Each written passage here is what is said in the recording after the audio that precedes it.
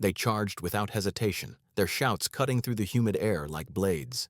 In their minds, courage alone could pierce through enemy fire. For generations, this belief had been embedded deep within the hearts of Japan's soldiers, that fear was dishonor, and death in battle was the purest form of duty.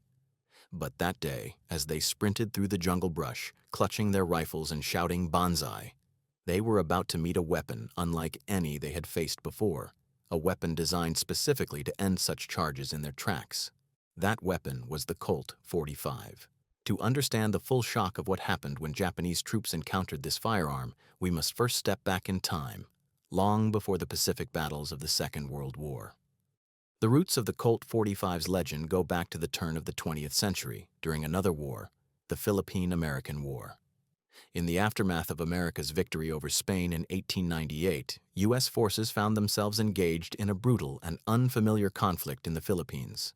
The enemy was not a conventional army but local warriors, many of them Moro tribesmen from the southern islands. These fighters were unlike anything American troops had faced before. Fiercely independent, religiously motivated, and seemingly immune to fear, they would charge through rifle fire, machete wounds, even bayonet stabs, refusing to stop until they were physically unable to move. The problem was American sidearms at the time couldn't stop them fast enough.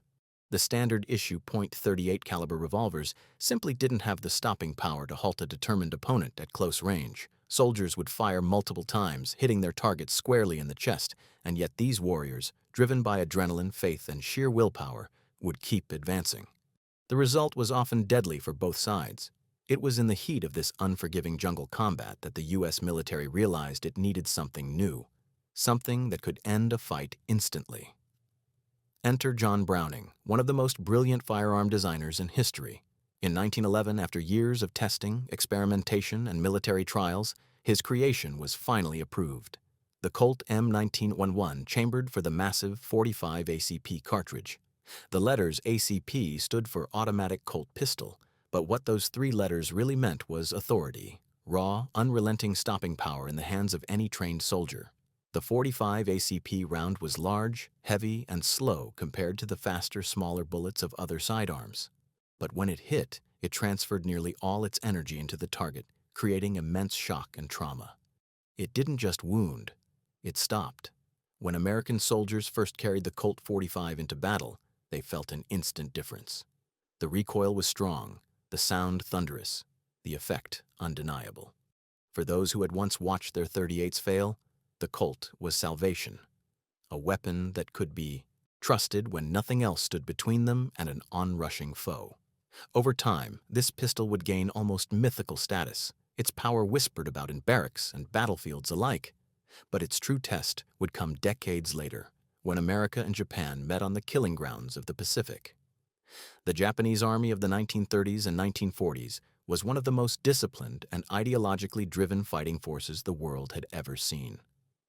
Rooted in the ancient warrior code of Bushido, the way of the warrior, Japanese soldiers were taught from an early age that surrender was worse than death.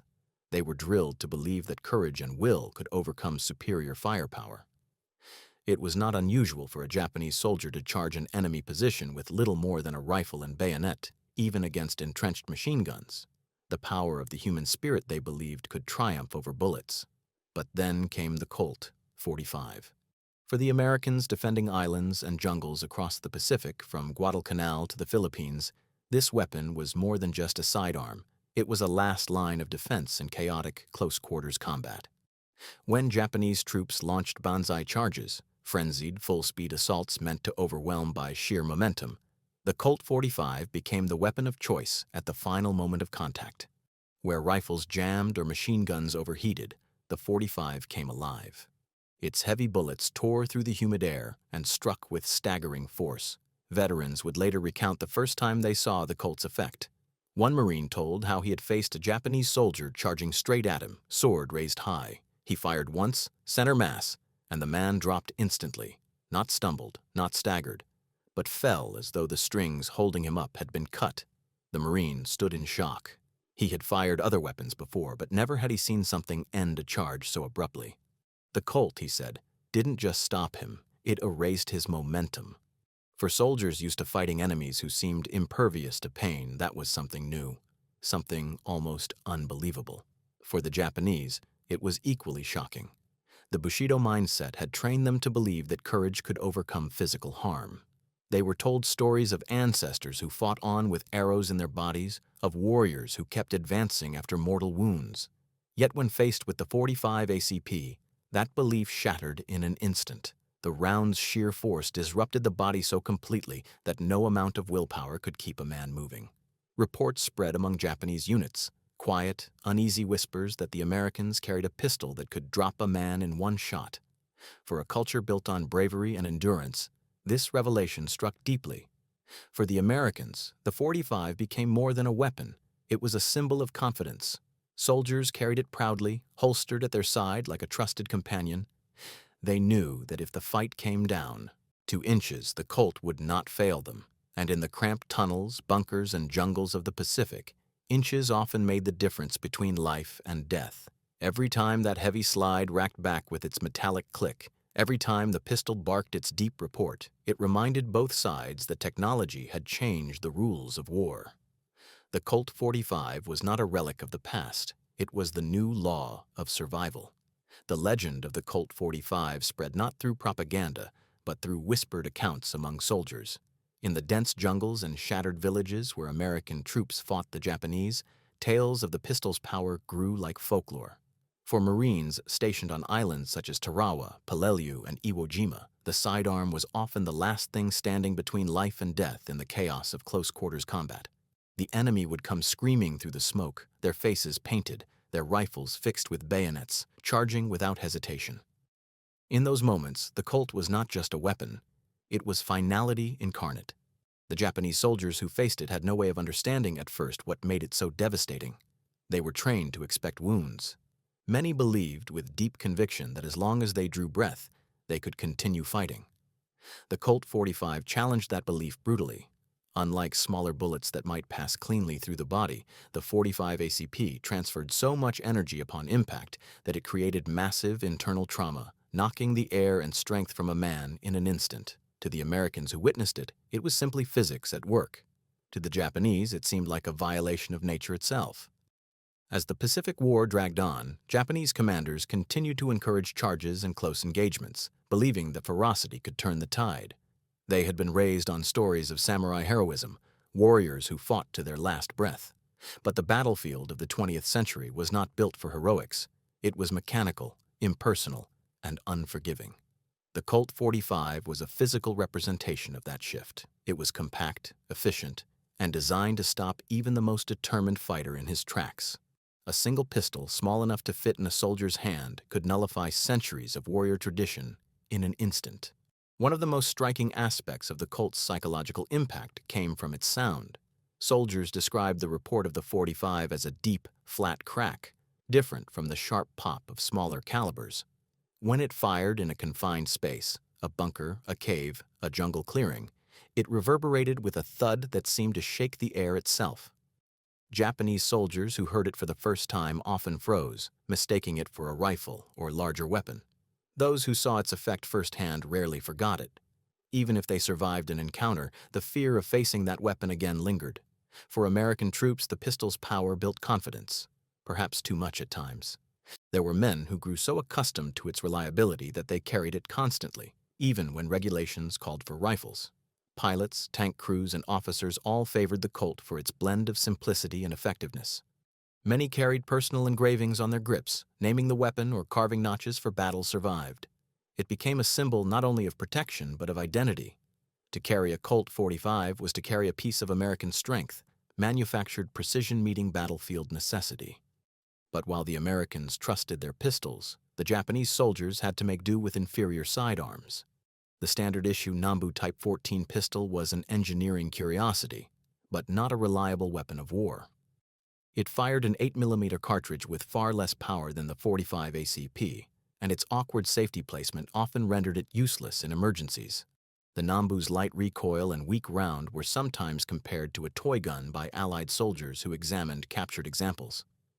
Some American troops even joked that Japanese officers carried Nambus more for ceremony than for combat. When the two weapons were compared, the contrast was stark. The Colt was rugged, dependable, deadly. The Nambu was delicate, temperamental, and ineffective in close combat. Accounts from captured Japanese soldiers reveal a growing unease when they learned about the Colt's specifications. They spoke in hushed tones about an American pistol that could kill a man instantly. Such stories, while sometimes exaggerated, contained enough truth to sow fear. The Japanese were not accustomed to fearing an enemy's sidearm. Their training had convinced them that courage could overcome weaponry. But the Colt 45 was not an ordinary pistol. It represented an entirely different philosophy of warfare, one where science and engineering replaced honor and valor as the ultimate deciding forces. American veterans later recounted moments that showed the brutal clarity of this difference. One Marine told a story from Saipan. During a night raid, a Japanese soldier burst into his foxhole wielding a bayonet. The Marine had no time to reach his rifle. Instinctively, he drew his Colt and fired once. The attacker collapsed instantly, the force of the impact driving him backward into the dirt. In the flickering light, the Marine realized the man had been dead before he even hit the ground. That was the Colt's legacy, finality delivered with mechanical precision. As word spread among Japanese units, tactics began to change. The mass banzai charges that had once been a hallmark of Japanese warfare became rarer. Instead, soldiers shifted toward stealth attacks, night infiltrations, and sniper ambushes. This was not simply strategic adaptation, it was psychological survival. They learned through bitter experience that closing the distance on an armed American was suicide, especially if that American carried the 45. The pistol had forced a tactical evolution through sheer fear. Even American officers noticed the change. Reports from the field described fewer large-scale charges as the war progressed, replaced by smaller, more cautious assaults. The Japanese, they wrote, seemed to understand that they could no longer rely solely on their willpower. The Colt 45 had become a quiet teacher in the art of modern warfare, reminding everyone that technology, not spirit, was the ultimate arbiter on the battlefield. For many U.S. soldiers, especially those fighting in tight quarters like the caves of Okinawa or the tunnels of Corregidor, the 45 was not just a backup weapon, it was their lifeline. In darkness so thick you could barely see a few feet ahead, when the flash of a muzzle might be the only light, the Colt's heavy recoil was a comfort. It kicked hard, but it told you that you were still alive, still fighting. There were countless moments where the difference between a living Marine and a fallen one came down to the weight of that pistol and the 7 rounds it carried. The weapon became almost spiritual in the way soldiers spoke of it. They trusted it implicitly, almost reverently. Some described feeling a strange sense of balance when holding it, as if the weapon itself carried purpose. When men returned home, many kept their Colts locked away, oiled and polished, reminders of a time when their lives had hung by the weight of a trigger pull. Veterans' memoirs often speak of it not as a tool of death, but as a companion, something that had seen what they'd seen and carried them through it. Meanwhile, back in Japan, after the war, stories of the Colt's power persisted. Surviving soldiers spoke of it with a mix of respect and unease. They called it the Iron Thunder, the pistol that could stop even the bravest warrior mid-stride. To many, it represented not just defeat in battle, but the collapse of an entire way of thinking. The Bushido Code had taught them that spirit could transcend the body, that honor could overcome flesh. But against the Colt 45, that belief had no place. The weapon's impact went beyond ballistics. It was philosophical. It was the moment when Japan's ancient code met America's modern war machine, and the result was irreversible. Even today, historians look back on that meeting as symbolic. The Colt 45 was not just a weapon, it was a turning point in the psychology of war. It marked the end of an era where courage alone defined victory, replacing it with an age where technology dictated the limits of human will. To the Japanese soldiers who faced it, the Colt was not merely a gun, it was the embodiment of modern warfare's cold, unyielding logic. As the Pacific War continued, the stories surrounding the Colt 45 began to blur the line between legend and reality. For the men who carried it, its reputation was not just earned from its physical power, but from the psychological edge it provided. To face a fearless opponent like the Japanese, one who believed that dying in battle was the highest honor, was a terrifying prospect. Yet the Colt 45 seemed to level that emotional battlefield. It gave American soldiers something to believe in when facing an enemy who appeared immune to fear.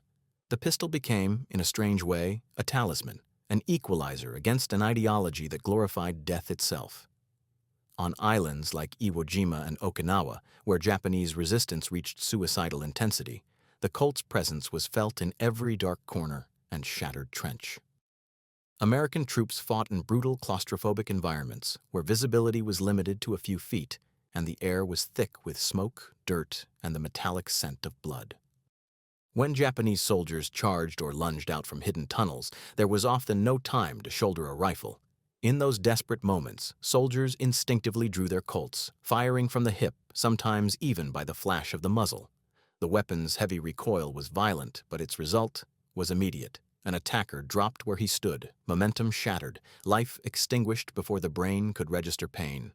For the Japanese troops, who had grown accustomed to the slower-firing, less powerful weapons of their own army, these encounters were disorienting. They had trained to fight opponents who could be overpowered through sheer will, endurance, and proximity. But the Colt robbed them of that chance. A single hit, even on a glancing angle, could incapacitate a man instantly. The .45 ACP round was designed with such mass and energy that even without a clean hit to the heart or head, it could cause enough shock to stop a charge dead. It broke bones, tore tissue, and often left wounds too devastating for medics to treat in the field. The effect was not only physical, but emotional. Accounts from American troops mention moments when entire banzai charges faltered after the first few men were cut down by pistols. The sight of their comrades collapsing before even reaching the enemy line broke the illusion of invincibility that Japanese training had drilled into them. Some hesitated, others diverted, and a few even fell back. Actions considered shameful under Bushido, but understandable under such grim realities. It was the kind of psychological warfare that no propaganda could prepare them for. The Japanese command structure was slow to recognize how much damage the Colt and similar American weapons were doing to their troops' morale. Reports filed by officers often omitted such observations, as admitting fear of an enemy weapon could be seen as dishonorable. However, diaries recovered from fallen soldiers told a different story. In these private writings, Japanese troops described their shock and fear after witnessing comrades struck by the Colt's massive rounds. One account, translated after the war, described how a soldier saw his squad leader hit once in the chest and thrown backward, as though struck by an unseen hammer. The soldier wrote, "He did not cry out. He did not move again. It was as if the spirit left him before his body touched the ground." For the Americans, such scenes only reinforced their trust in the weapon. Marines often compared the Colt to a miniature cannon. They would joke grimly that if you were close enough to see the whites of the enemy's eyes, you were close enough to let the .45 do its work. The pistol became as much a part of their identity as their helmets or dog tags. In many ways, it symbolized the American philosophy of warfare: pragmatic, powerful, and technologically superior. Unlike the romanticized swordsmanship of Japan's past, the Colt represented a new kind of heroism: survival through precision and control, not through reckless sacrifice. The differences between the two cultures' approaches to combat became starkly evident as the war went on. The Japanese soldier's faith in his courage and discipline often clashed directly with the American soldier's reliance on superior tools and tactics. In the Japanese military mindset, weaponry was important, but it was spirit, seishin, that truly won battles. They believed that a soldier who accepted death could overcome any physical disadvantage. The Colt .45 shattered that illusion time and again. It introduced a brutal truth that no amount of willpower could overcome the laws of physics. When a 230-grain bullet, traveling at nearly 850 feet per second, struck the human body, courage alone was meaningless. There is something haunting about that realization, not just for the Japanese, but for humanity as a whole. The Colt .45, in this sense, was more than a firearm. It was a symbol of a new age in warfare, one where technology stripped away the romanticism of combat. It revealed the limits of the human body and spirit.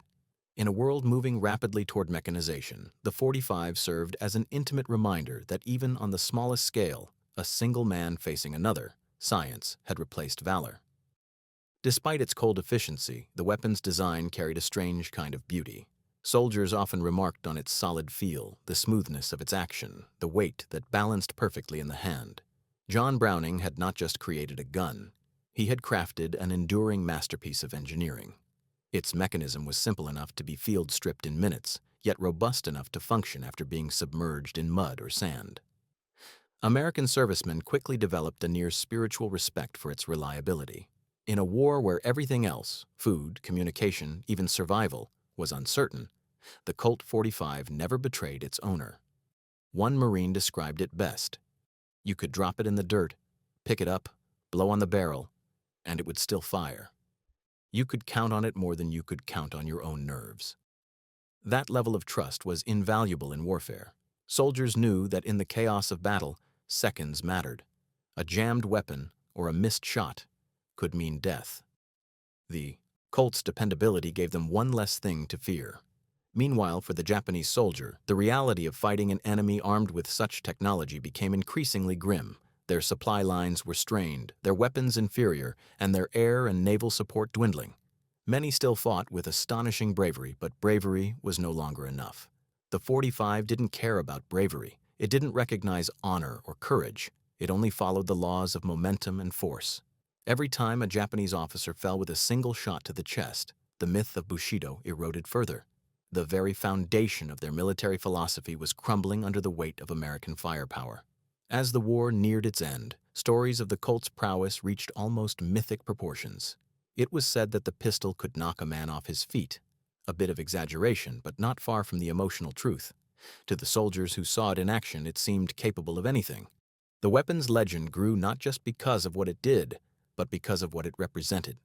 The intersection of human ingenuity and the unforgiving nature of modern conflict. It became a quiet icon of the American fighting spirit, proof that practicality could triumph over idealism. When the war finally ended and soldiers returned home, many took their Colts with them as souvenirs or keepsakes. They would clean and oil them, sometimes firing a few rounds at the range just to feel that familiar kick, a physical echo of a time that had changed them forever. For those who survived, the weapon became a bridge between two worlds, the peaceful normalcy of home and the violent, chaotic landscapes they had left behind. The Japanese veterans, too, remembered it vividly. In post-war interviews, some admitted that the first time they saw the Colt's effect, they were overcome by disbelief. One said, "It was as if the American soldier carried thunder in his hand." Another called it the end of the samurai spirit. The weapon had become a metaphor for modernity itself, the realization that no matter how strong a man's soul, there were limits that no spirit could surpass. The meeting of the Japanese warrior code and the American Colt 45 was more than a clash of nations. It was a collision of eras. One represented centuries of tradition, the other a new age of mechanized precision. When the two met, the result was inevitable. And though the weapon was just metal, powder, and lead, it carried with it a message that echoed far beyond the battlefield. The age of honor had ended, and the age of efficiency had begun. In the decades following the war, the Colt 45 M1911 would go on to achieve a level of fame few other weapons could ever dream of. But its reputation was not built merely on statistics or mechanical superiority. It was born from the raw human experiences of those who wielded it and those who faced it. In the jungles of the Pacific, in the scorched ruins of island fortifications, and in the silent aftermath of night raids, the Colt had proven itself not just as a weapon of war, but as a force that altered the psychology of battle. For Japanese troops who had never imagined that a handgun could command such destructive authority, it became a grim symbol of an enemy they could not fully comprehend. To the Japanese soldier, warfare was supposed to be an act of moral expression, a stage where courage, devotion, and loyalty were displayed before death. The Bushido Code preached that the manner in which a man died defined the worth of his life. This deep-seated belief permeated every level of Japanese society, from conscripts to generals. They were told that true warriors met bullets with bravery, that fear was an illusion, and that an honorable death was victory in itself. But on the battlefield, when faced with the raw physics of the 45 ACP, philosophy met a wall of lead and energy. It was no longer about moral victory, it was about survival. And for many, survival was suddenly impossible. The Americans didn't just bring firepower, they brought a different worldview. They fought to live, not to die. For them, courage wasn't measured by how fearlessly you ran toward death, but by how effectively you avoided it. The Colt 45 encapsulated this mindset perfectly, a tool designed to end a fight quickly, decisively, and without ceremony.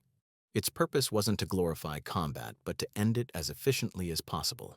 That contrast between Bushido's romantic fatalism and the Colt's cold practicality created a deep psychological rift that haunted many Japanese veterans long after the war was over. Accounts from the Pacific paint vivid pictures of how these encounters unfolded. On small, contested islands surrounded by coral reefs and thick vegetation, both sides endured unimaginable hardship. Food was scarce, disease rampant, and death a daily companion. In this environment, weapons weren't just instruments, they were lifelines. A rifle could jam, a machine gun could overheat, but the Colt 45 was always there, ready, reliable. American soldiers came to view it almost as an extension of themselves. It rested on their hip during meals, during rest, even during moments of quiet reflection. They could feel its weight against their thigh, a constant reminder that at any moment, life might hinge on a single pull of the trigger. Japanese troops, on the other hand, carried their Nambu pistols with far less confidence. The weapon's design flaws were notorious. Its thin grip and awkward safety mechanism made it cumbersome in combat. Worse yet, its low-powered round often failed to incapacitate opponents immediately. There are documented instances of American soldiers being hit multiple times by a Nambu and still managing to return fire with their .45s, ending the fight decisively. Such moments deepen the sense of dread surrounding the weapon. Even when both men had pistols drawn, the outcome seemed predetermined. The Colt's advantage wasn't just mechanical, it was psychological. Every Japanese officer who faced an American with that weapon knew, at least subconsciously, that he was already at a disadvantage. The shock of encountering the Colt 45 for the first time often came during close-quarters combat, when all other weapons had become useless. In the dense undergrowth of Guadalcanal or the labyrinthine tunnels of Okinawa, soldiers sometimes came face to face without warning. There was no time for thought, no time for hesitation. In that frozen moment, the man with the faster, more powerful weapon lived. Eyewitness accounts tell of Japanese soldiers leaping from hiding places, shouting war cries, only to be stopped mid-motion by a single thunderous shot. The impact was so violent that some bodies fell backward, arms still raised, eyes wide in disbelief. For those who survived such encounters, on either side, the memory was unforgettable. One American Marine, interviewed decades after the war, described his first experience with the Colt in combat. "I'd heard stories," he said, "but I didn't believe them until that night. I was on watch and I heard movement. Fast, heavy. I turned, and there he was, maybe 15 feet away, charging straight at me with a bayonet. I didn't even aim. I just fired once. He stopped, like the air had left his body, and fell without a sound. I didn't feel proud. I just remember thinking, nothing that alive should stop that suddenly." His words captured the eerie, almost unnatural power of the weapon. It didn't just kill, it halted momentum, silenced motion, and erased intent in an instant. For Japanese soldiers, that kind of finality was incomprehensible. They had been raised to believe that a man could push through pain, through fear, through the limits of flesh. To see their comrades fall to a single pistol shot was to watch that belief crumble before their eyes. The Colt 45 forced them to confront an uncomfortable truth, that bravery could not defy physics, that the body had limits no amount of spirit could transcend. This realization, repeated over and over in the horror of combat, eroded morale far more effectively than any speech or leaflet ever could. The fear of the Colt spread quietly but persistently. Japanese troops began referring to it in whispered tones, sometimes calling it the American demon pistol. In their eyes, it had an almost supernatural quality. It wasn't just the size of the bullet, it was the consistency, the reliability, the inevitability. Every time it fired, it did what it was meant to do. There were no miracles, no lucky escapes, no stories of men shrugging off 45 rounds and continuing to fight. Against that kind of certainty, courage faltered. In the broader picture of the war, this shift in morale was subtle but significant. The Japanese army prided itself on discipline and endurance, but the Colt chipped away at that foundation. American troops, knowing how much the pistol affected enemy morale, sometimes carried it openly during patrols. It became both a weapon and a psychological tool. Just seeing the black steel glinting on an officer's hip was enough to unsettle some Japanese soldiers. The Colt had transcended its function as a sidearm. It had become a symbol of dominance. It's important to remember that most American soldiers didn't think of the Colt in philosophical terms. To them, it was simply the best tool for staying alive. But looking back, historians see a deeper story, one that mirrors the larger transformation of warfare in the 20th century. The Colt 45 represented the triumph of industrial precision over human idealism. It was designed not to inspire, but to perform. And in that performance, it revealed a truth that modern war had been inching toward for decades. Technology had finally overtaken tradition. By the war's end, this truth was undeniable. Japan's armies, built on discipline and spirit, were no match for America's machines and methods. The Colt 45, though small compared to tanks or bombers, was a microcosm of that imbalance. It was proof that no matter how noble a soldier's ideals, they could not stop a bullet engineered to do its job with mathematical certainty. In the ruins of Hiroshima and Nagasaki, that lesson was magnified on a scale far beyond the pistol's reach, but the message was the same. The age of willpower had given way to the age of power itself. When peace finally came, veterans on both sides carried the memories of that weapon home with them. American servicemen often spoke of their Colts with affection, cleaning and maintaining them long after the war. Many kept them locked in drawers or displayed them in cases, not out of pride, but out of respect. They knew what it had done. They knew the faces of the men who had fallen because of it. For them, the Colt was a reminder of survival, but also of loss. Japanese veterans, meanwhile, spoke of the weapon with a kind of haunted reverence. They did not hate it. They feared it. Some described the Colt as the voice of modern war, a phrase that captured both awe and resignation. It was the sound of inevitability, the thunderclap that ended the illusion of invincible spirit. For centuries, Japanese warriors had believed that the soul could master the flesh. The Colt 45 proved that in the modern world, the flesh was bound by science, and the soul had no defense against it.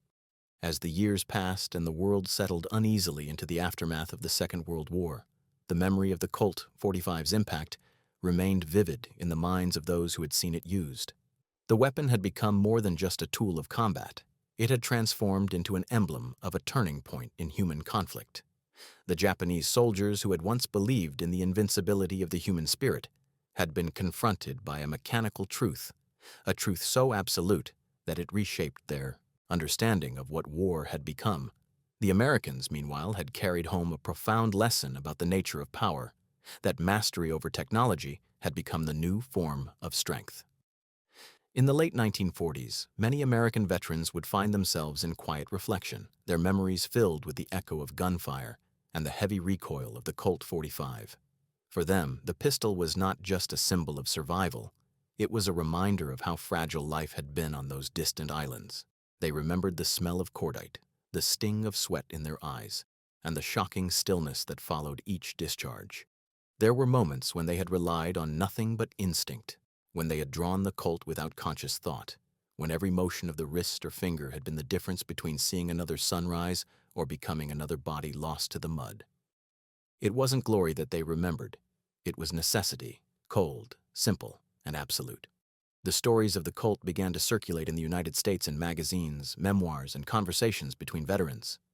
Many of these men would sit in diners or VFW halls, describing the pistol's reliability, its weight, and the confidence it inspired. They would tap their fingers on the table as they spoke, as though still feeling its presence there in their hands. It just worked, they would say, every time.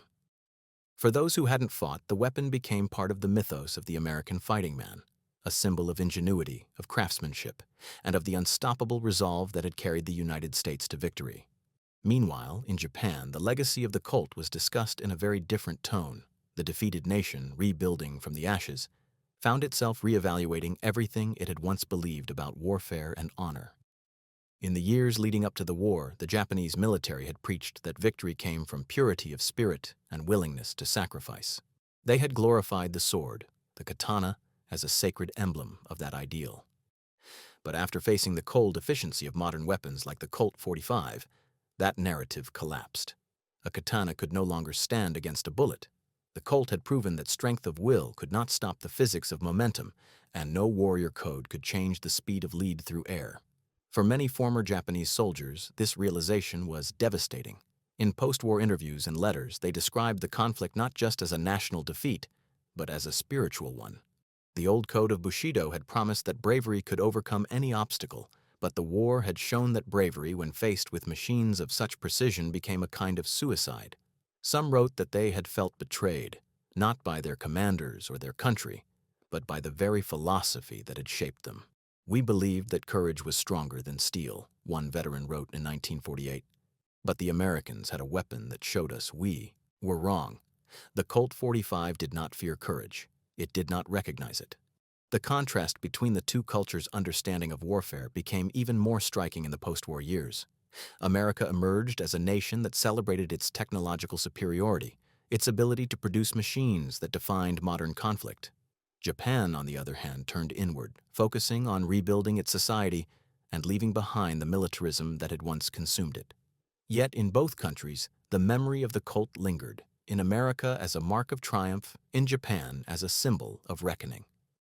Among firearm experts and historians, the Colt 45 M1911 became an object of study and admiration. Its design was recognized as revolutionary, a perfect blend of simplicity, reliability, and stopping power. Gunsmiths marveled at how John Browning's design had remained virtually unchanged for decades. It was said that no other sidearm so elegantly combined balance, ergonomics, and raw power. Soldiers from later generations, even those who fought in Korea and Vietnam, would carry the same pistol their fathers had used in the Pacific, trusting it with the same quiet faith. There was no higher praise for a weapon than to be carried across multiple wars without need for improvement. But for all the reverence, there was always an undercurrent of solemnity surrounding it. The Colt's legend was soaked in blood, not just the blood of enemies, but of an era that had been forced to confront its own illusions about valor and mortality. Each time a soldier cleaned the weapon or loaded its magazine, he was reminded of what it represented. It was not a weapon of glory. It was a weapon of finality. Its function was not to intimidate or inspire, but to end. One of the most profound consequences of the Colt's impact was the way it changed the psychology of close-quarters combat. Before its widespread adoption, sidearms were often seen as secondary tools, weapons of last resort meant only for officers or emergencies. But after the war, soldiers began to view pistols differently. They understood that a well-designed handgun could decide a battle as surely as a rifle or a machine gun. The Colt had proven that. It had shown that power didn't have to come from size or volume. It could come from precision and efficiency. A single man with a .45 could halt an entire charge, changing the outcome of a skirmish in seconds. This realization rippled far beyond the battlefield. It influenced not only military doctrine but also popular culture. The Colt 45 became a fixture in post-war films, pulp novels, and stories of heroism. It appeared in the hands of detectives, cowboys, and soldiers alike, always as the weapon that brought order to chaos. Yet beneath its cinematic glamour, there remained that darker truth. The pistol's fame had been earned in moments of pure desperation, when men fought not for victory, but for the simple right to keep breathing. The Japanese, too, would come to respect the weapon in their own way. Decades later, as Japan rebuilt its industrial base, its engineers and historians studied the craftsmanship of foreign weapons, including the Colt. They admired its mechanical perfection even as they mourned what it had represented. Some Japanese writers reflected on it as a symbol of the nation's transformation, from a society that had worshipped the sword to one that now embraced machines, precision, and practicality. The very qualities that had once defined their defeat became the foundation of their rebirth. It is a cruel irony of history that weapons of war often inspire progress in peace. The same design philosophies that made the Colt so effective, efficiency, durability, precision engineering, would later shape Japan's post-war industrial rise. Factories that once produced arms began manufacturing cameras, cars, and electronics with the same relentless attention to detail. In that sense, the impact of the Colt 45 extended far beyond the battlefield. It became, indirectly, a catalyst for reinvention, proof that technology, once used for destruction, could be turned toward creation.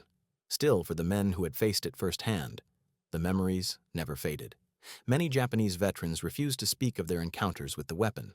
Others did so only in whispers, describing it as a kind of instant death. One soldier recalled seeing a comrade shot through the torso by a .45 round. The man's body twisted unnaturally before collapsing. "He was gone before he hit the earth," the veteran said. "There was no scream, no struggle. It was as if his soul had been blown away." For those who survived, that image lingered for life. The Americans who had fired those shots carried their own ghosts. They knew what the Colt could do. Some would later say that its recoil was not just physical, but emotional, that every time it kicked back in their hand, it left an imprint on the mind. The sound, the sight, the stillness that followed. These were things that no man could forget.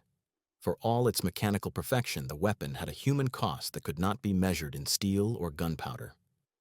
In the years immediately following World War II, the Colt 45 became one of the most enduring symbols of American military might. It wasn't just a weapon, it was a statement, an assertion of power that echoed far beyond the battlefield. To the men who carried it through the jungles and beaches of the Pacific, it was a reminder that survival often came down to the tools in one's hands. For the Japanese who faced it, the Colt had been something more ominous, a messenger of modernity that shattered the ancient ideal that courage alone could conquer any foe. As Japan began to rebuild in the 1950s, scholars and military historians there began to study the reasons for their nation's defeat. They examined not only strategic blunders and logistical failures, but also the deeper cultural assumptions that had guided their military philosophy. The Bushido spirit, the code that glorified sacrifice and death, was found to be tragically outdated. It had driven soldiers to incredible acts of bravery, but also to unnecessary loss. Against weapons like the Colt 45, that belief had been rendered obsolete. No amount of devotion could resist the physical laws governing kinetic energy and impact. The lessons were painful, but they laid the groundwork for a new Japan, one that sought mastery over technology instead of blind faith in valor. Meanwhile, in the United States, the legend of the Colt grew with every retelling. It appeared in war stories, movies, and training manuals, often elevated to near mythical status. Veterans who had fought with it spoke of it as a loyal companion. They described its grip, the reassuring weight of the steel, the crisp snap of the slide as it chambered around. To them, it wasn't just a weapon of destruction, it was a symbol of protection, of control, amid chaos. For men who had faced death in its most intimate form, that mattered deeply. The Colt gave them a sense of power in a world that otherwise seemed uncontrollable. In the public imagination, the Colt 45 came to embody the American spirit itself, practical, strong, and uncompromising. It was featured in training films for new recruits, where instructors emphasized its reliability and power. Soldiers were told stories of its performance in earlier wars, how it had been born from the lessons of the Moro Rebellion in the Philippines, where smaller calibers had failed to stop charging warriors. The Colt, they were told, had been designed to end those failures, to deliver certainty where chaos reigned. That narrative resonated deeply with a post-war America that valued progress and precision above all else. The weapon became not just a tool, but a metaphor for American ingenuity, a blend of craftsmanship and efficiency capable of mastering any challenge. But beneath the myth-making, there was a quieter, more somber reality. Those who had used the Colt in combat knew the weight that came with its power. To take a life with such immediacy left a mark on the soul. The pistol's precision meant that every shot was deliberate. There was no hiding behind distance or machinery. When a man fired a .45, he saw the effect with his own eyes. He could not detach himself from what he had done. Many veterans described the strange duality of the experience: pride in the weapon's effectiveness, and sorrow for what that effectiveness had made possible. "It did its job," one Marine said years later, "but it never left your mind. You remember every time it kicked, every time it fell quiet after." On the Japanese side, memories of the Colt often merged with broader reflections on the war's futility.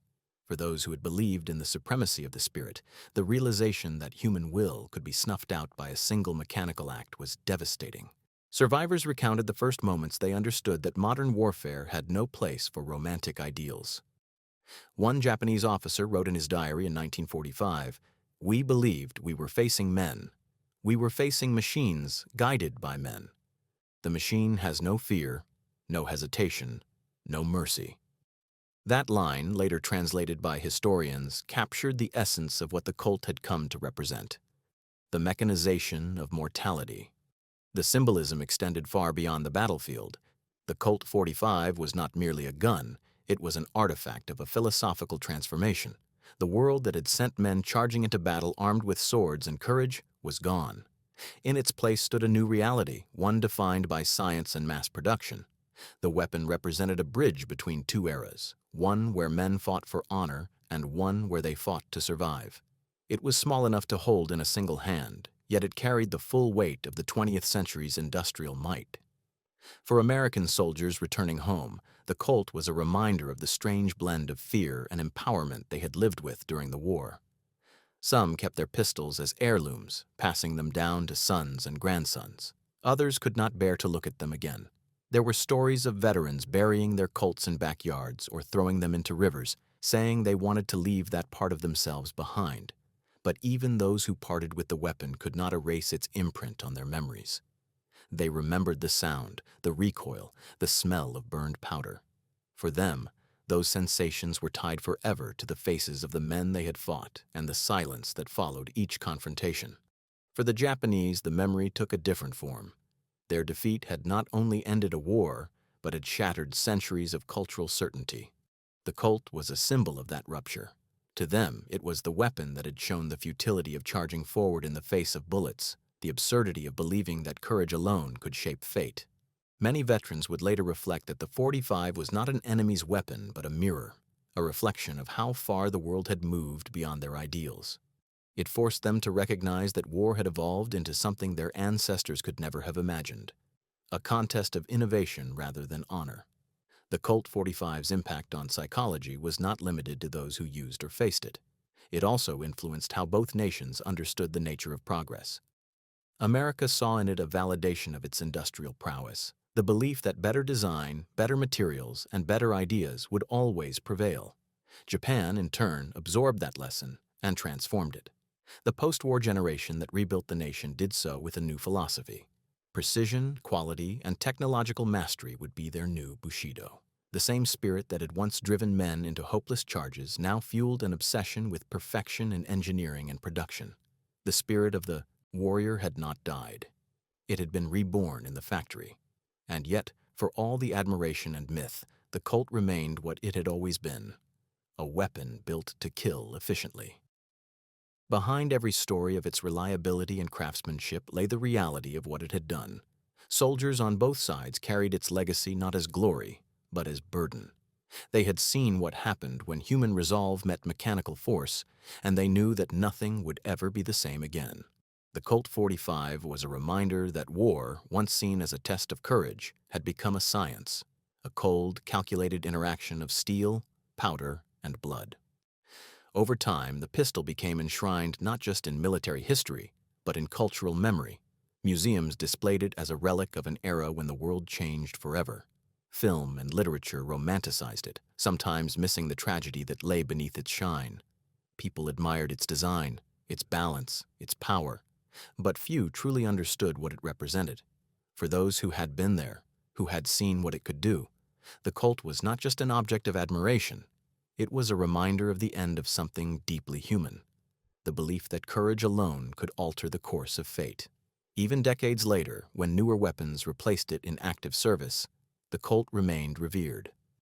Soldiers trusted it because their fathers and grandfathers had trusted it.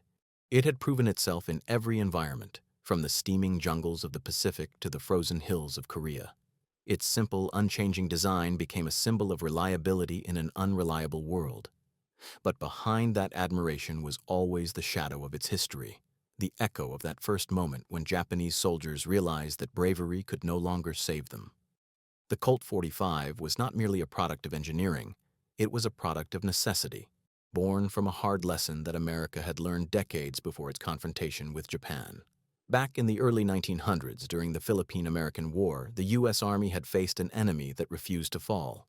The Moro warriors of Mindanao fought with a zeal that defied reason, charging into gunfire even after being shot multiple times. The lighter .38 caliber revolvers the soldiers carried proved tragically insufficient.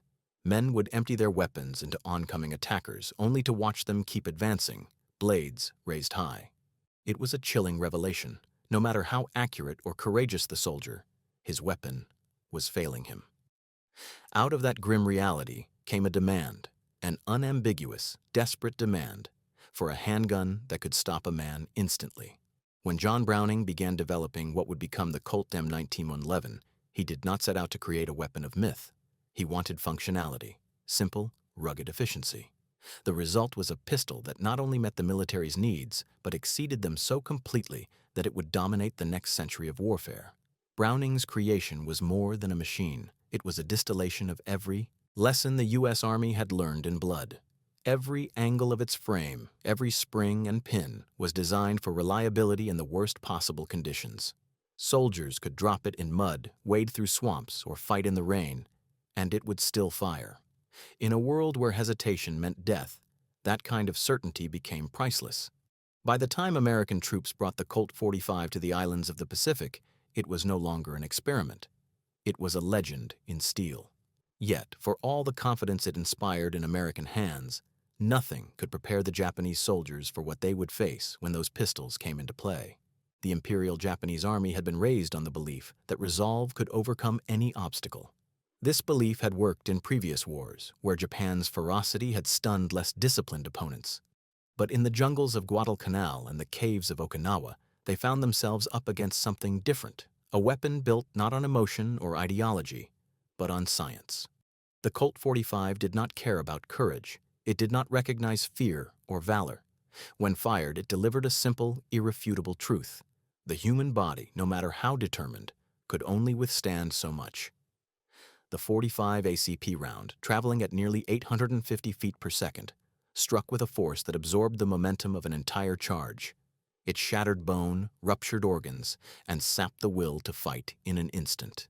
For men who had been taught that dying gloriously was the highest honor, being stopped so abruptly, so impersonally, was a kind of existential defeat.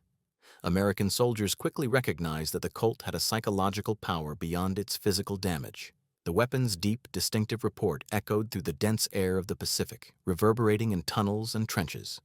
It was not the sharp crack of a smaller pistol, but a heavy, resonant boom, a sound that seemed to declare authority. To the Japanese soldiers who had never encountered such a weapon, that sound alone could trigger hesitation. Some veterans recalled how the noise of the 45 firing in the dark could send attackers scattering, unsure of what had just struck their comrades down. But the Americans were not immune to the emotional weight of their weapon either. For every Marine who praised the Colt's reliability, there was another who remembered the haunting image of what it left behind. The pistol's stopping power meant that when it worked completely. A man hit by a 45 did not cry out or linger. He simply ceased. The finality of it was shocking, even to those who had grown hardened to war. One soldier later wrote in a letter home that he hated the silence that followed a shot more than the gunfire itself. "The silence," he said, "is when you realize what the bullet just took away." In many ways, that silence defined the Pacific War's brutality. Unlike the wide-open battlefields of Europe, the fighting in the Pacific was intimate, personal, and suffocating. Soldiers faced each other at distances so close they could smell sweat and hear breathing. The Colt 45 thrived in this environment. Its short barrel and powerful cartridge made it ideal for tight spaces where rifles were unwieldy. In the twisting tunnels of Iwo Jima, where Japanese soldiers hid like shadows, the pistol became the weapon of choice for clearing out enemy positions. American troops would move slowly, flashlights trembling, knowing that death could emerge from any corner.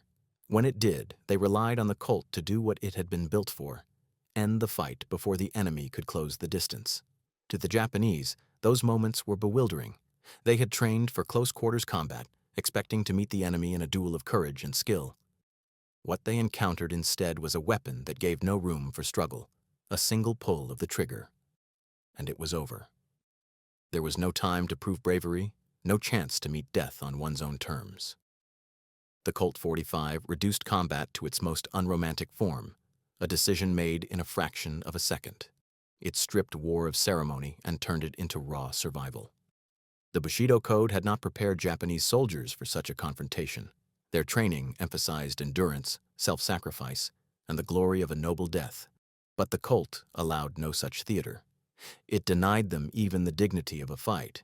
In this way, the weapon became a quiet destroyer of ideology. It dismantled the myth of invincibility not with speeches or propaganda, but with undeniable results. Each time a Japanese soldier fell to a single 45 round, the story of Bushido weakened a little more. Even among American troops, there was an unspoken awareness that the Colt symbolized something larger than mere firepower. It was the embodiment of an age where machines had overtaken human ideals. Every weapon carries a philosophy, and the Colt's philosophy was cold precision. It was the voice of a new kind of warfare, one that no longer asked men to be heroes, only survivors. When the war ended, the pistol's reputation crossed from military tool to cultural icon. Returning soldiers brought stories of its reliability back home, where it became enshrined in popular imagination. Hollywood would later seize upon that mythology, casting the Colt as the ultimate weapon of authority. In films and pulp fiction, it was no longer just a soldier's sidearm. It was a symbol of justice, control, and dominance. But to the men who had fired it in battle, those stories always rang hollow. They knew the truth. The Colt was not a weapon of heroism. It was a weapon of necessity. The Japanese perspective on the Colt after the war was equally complex. In the ruins of a defeated nation, many veterans reflected on what the weapon had represented. Some saw it as the ultimate expression of Western pragmatism, a tool that did what needed to be done without sentiment. Others saw it as a warning, a reminder of what happens when tradition refuses to evolve. One former Japanese officer wrote years later that the Colt had taught him the cruelty of progress. He meant that progress, once set in motion, cares nothing for honor or courage. It moves forward because it must, and those who resist it are simply left behind. In that sense, the meeting of Japanese soldiers and the Colt 45 was not just a military encounter, it was a collision between two worlds. One world believed that willpower could bend fate. The other believed that fate could be engineered. When those two forces met in the jungles of the Pacific, the result was both tragic and inevitable. And yet, in the decades that followed, both nations would learn from that collision. America continued to refine its technology, believing that mastery over machines equated to mastery over destiny. Japan, humbled but unbroken, absorbed that same lesson and turned it inward. The same discipline that had once fueled its warriors now fueled its engineers. The precision that had defined the Colt 45 would, in time, define Japan's own rebirth. This time, not through war, but through craftsmanship, innovation, and peace. By the mid-20th century, the Colt 45 M1911 had already transcended its role as a military sidearm and entered the realm of legend. Its reputation was carved not only by its performance on the battlefield, but by the emotions and philosophies it had collided with: faith against physics, courage against calculation. What began as a pragmatic solution to a problem in the Philippines had grown into a defining instrument of modern warfare, reshaping the way both America and Japan understood conflict, humanity, and power itself. Yet, to those who had been there, to the soldiers who had faced its power or depended on it, the Colt was more than a story. It was memory, heavy as the steel it was made of. For American troops, the Colt was comfort in the midst of chaos. It was the one thing they could trust absolutely when everything else failed. The rifle might jam, radios might go silent, but the Colt would always respond. Its heavy slide, its deep metallic click when chambered, its balanced grip, these became familiar rhythms in an unfamiliar world. Soldiers spoke of the weapon as though it had personality, calling it reliable, loyal, even temperamental at times. It wasn't uncommon for men to give their sidearms names, treating them almost like comrades. To hold a Colt was to feel connected to something solid and certain, something that would not falter no matter how much the world around them crumbled. But for Japanese troops, the Colt represented an enemy beyond comprehension. They had grown up idolizing the katana, a weapon that symbolized purity and honor. The sword required mastery, precision, and soul. The Colt required none of those things. Its power did not depend on the strength of the man who wielded it, nor on his spirit or lineage. A frightened recruit, trembling and exhausted, could end the charge of a seasoned warrior with a single shot. That imbalance disturbed something deep within the Japanese psyche. It challenged the belief that human essence could dominate circumstance. The Colt, in its merciless efficiency, was proof that the age of personal valor had ended. Many Japanese survivors described their first encounters with American pistols as moments of disbelief. Some thought at first that the loud, thunderous sound of the 45 must have come from a larger weapon. When they saw the small pistol in the American's hand, their confusion deepened. How could something so compact, so unassuming, deliver such devastation? It was as if the Americans had harnessed invisible power, not magic, but something equally intangible: science. The realization that their enemy's strength came not from mystical energy or divine favor, but from cold, measured innovation, was a psychological blow as sharp as any bullet wound. And yet, for all the awe and fear it inspired, the Colt also left behind an odd sense of respect. Even among Japanese soldiers, there was recognition that the weapon was not just powerful, but beautifully made. Its design was graceful in its simplicity, its function so perfectly balanced that even enemies could admire its craftsmanship. In post-war Japan, where industry and design became sources of national pride, engineers would often refer to weapons like the Colt as examples of purposeful perfection, objects whose beauty lay in their utility. In a strange way, the very weapon that had helped defeat them also helped inspire the country's post-war obsession with precision and quality. Among American veterans, the Colt's memory was both comforting and haunting. Many who returned from the war kept their sidearms, though they rarely spoke about them. The pistols sat in drawers or on high shelves, oiled and wrapped in cloth, untouched but never forgotten. Some men took them out on anniversaries, turning them over in their hands as though reacquainting themselves with an old friend. The weight brought back the memories, the heat of battle, the fear, the adrenaline, and the strange calm that came after firing the weapon. They remembered the way it kicked back, how the slide snapped forward, how everything seemed to go silent for a moment after. For some, that silence was unbearable. For others, it was peace. One veteran, interviewed in the 1960s, said of his Colt, "It never failed me. I can't say the same about anything else over there." He paused before adding softly, "But I wish I'd never needed it." That quiet contradiction, gratitude and regret, summed up the weapon's legacy perfectly. The Colt 45 was a marvel of engineering, a triumph of human ingenuity.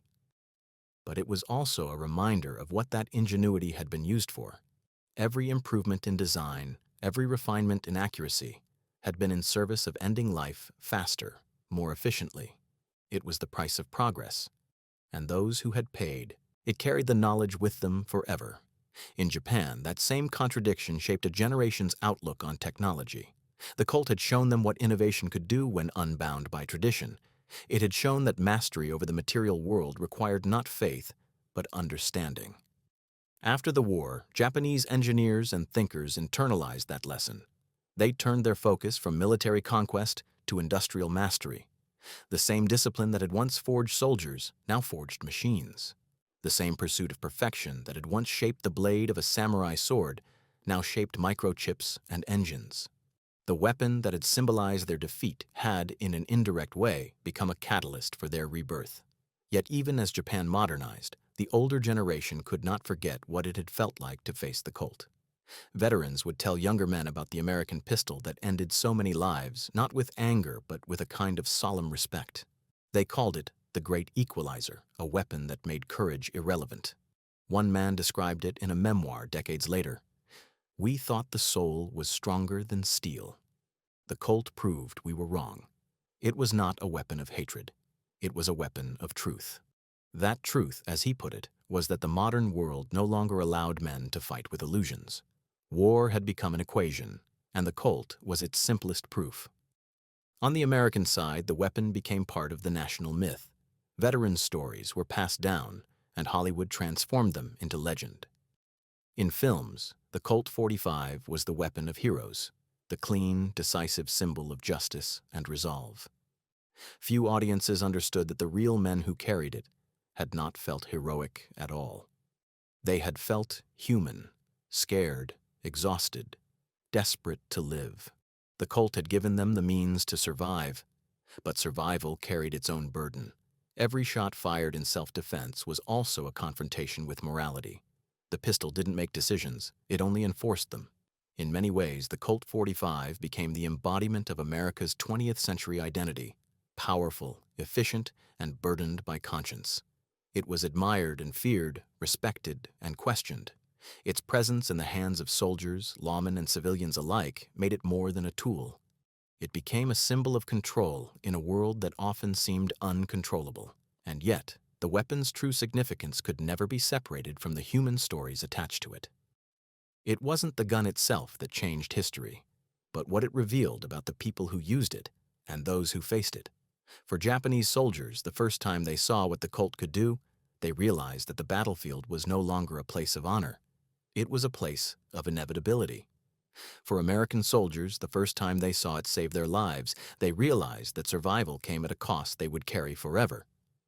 In that shared understanding, born in violence and sealed in memory, the Colt 45 became something larger than either side could have imagined. It was, in every sense, the weapon that marked the end of one age and the beginning of another. As the decades passed and newer pistols replaced the M1911 in active service, the old Colt never truly disappeared. It remained a touchstone, revered by those who valued craftsmanship and history. Military units continued to use it for decades after its supposed retirement, and civilian shooters kept it alive in competitions and collections. It had outlasted empires, philosophies, and even the men who first carried it into battle. The pistol's survival was fitting, for it had always symbolized endurance. Not the endurance of flesh and blood, but the endurance of ideas, of innovation, of human adaptation in the face of chaos. And though time moved on, one thing never changed.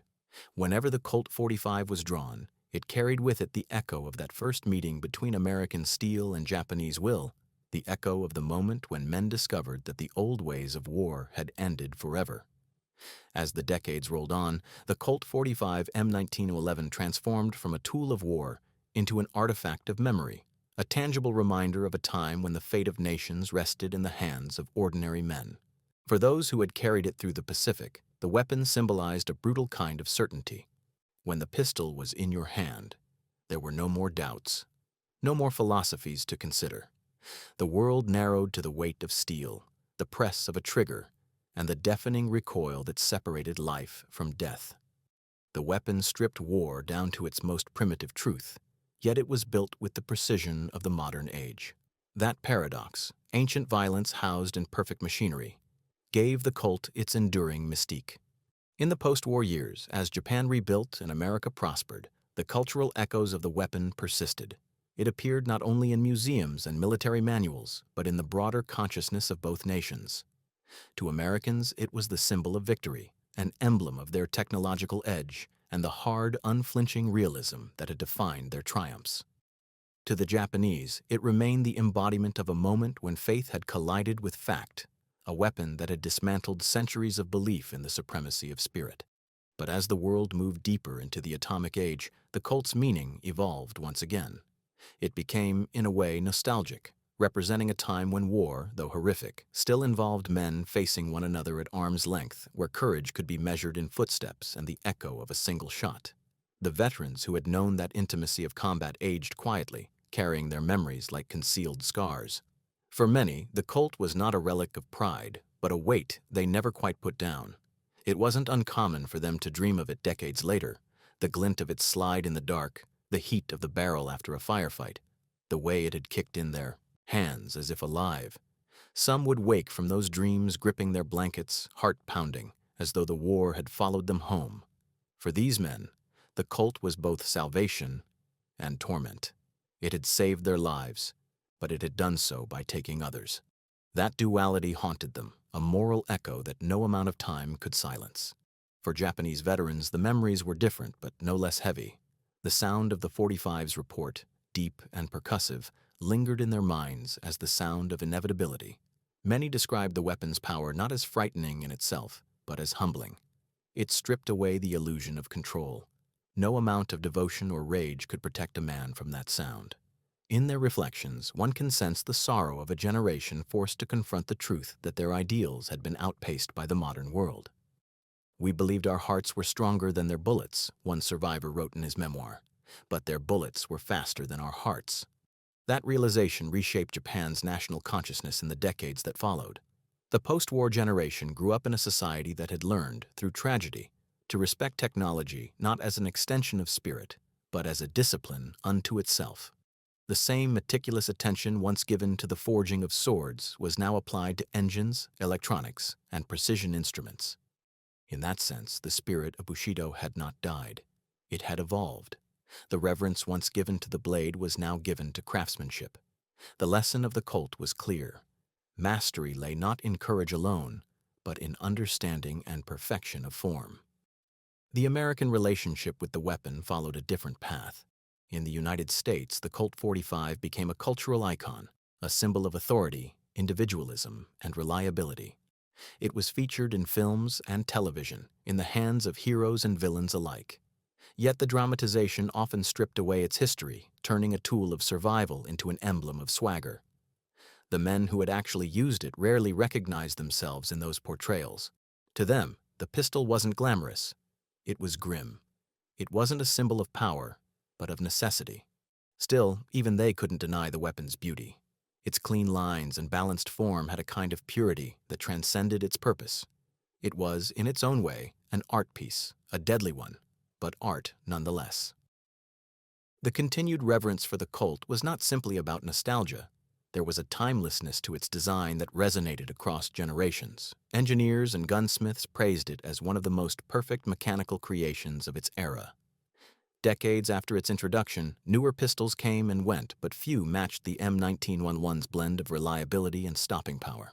Even when the U.S. military officially replaced it in the 1980s, many elite units continued to use it, trusting the same design that had once stopped banzai charges in the Pacific.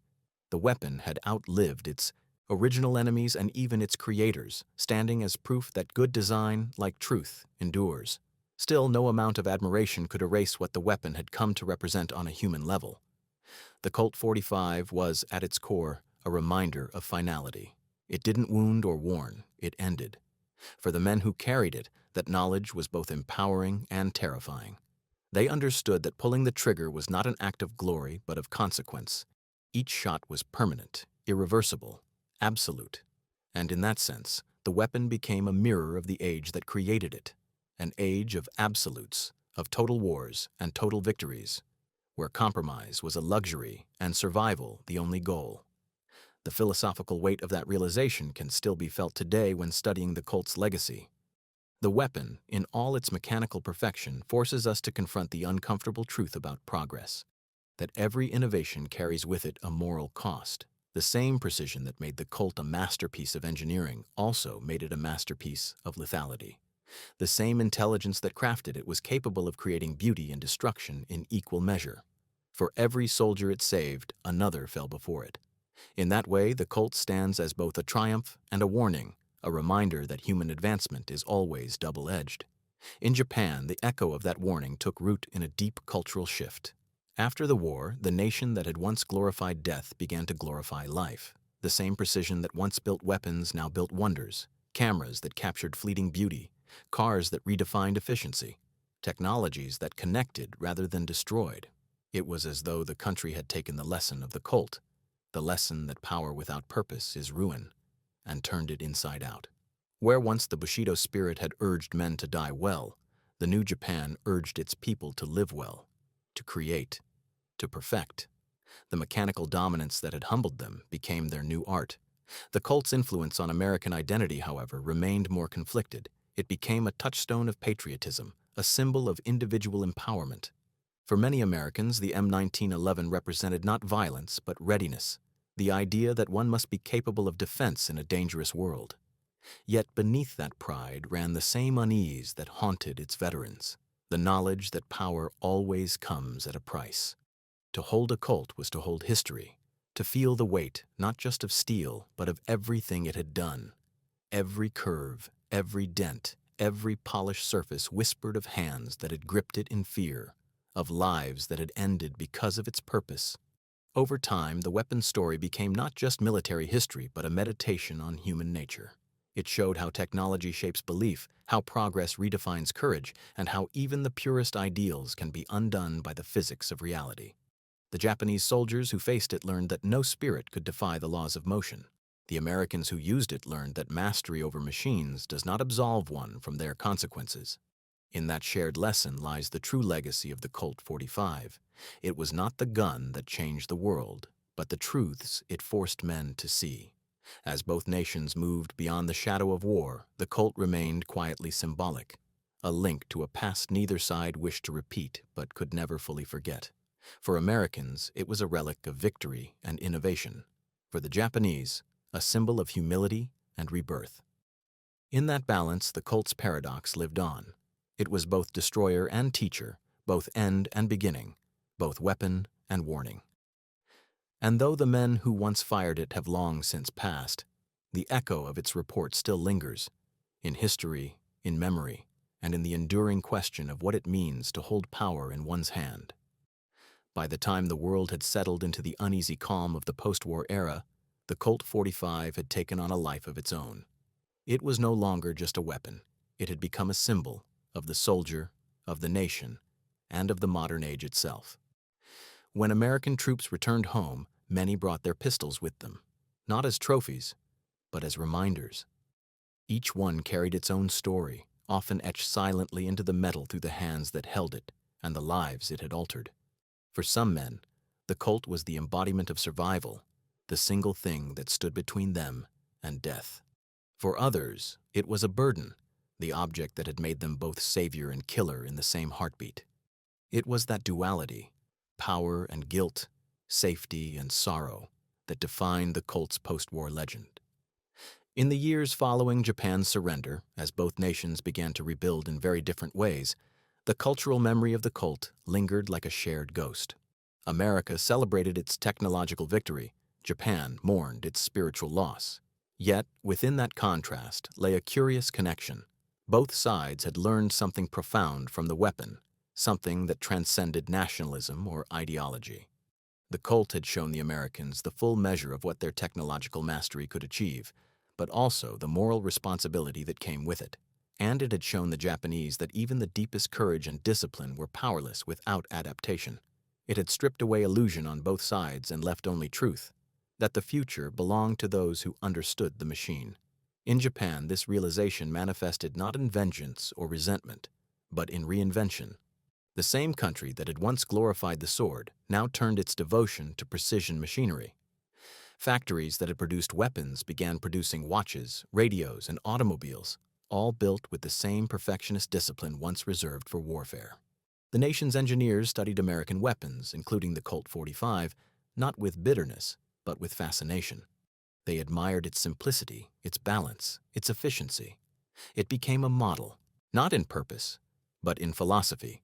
Japan's post-war industrial miracle, built on craftsmanship and technical mastery, carried within it a silent acknowledgement of what had once defeated them.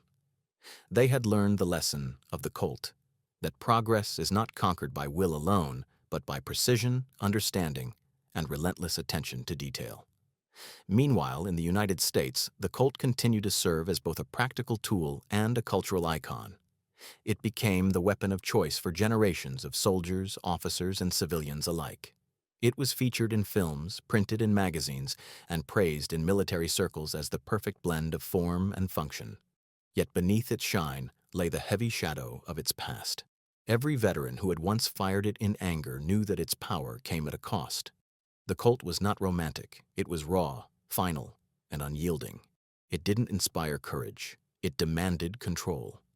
And that control came with a lifelong weight that few outside of combat could ever truly understand.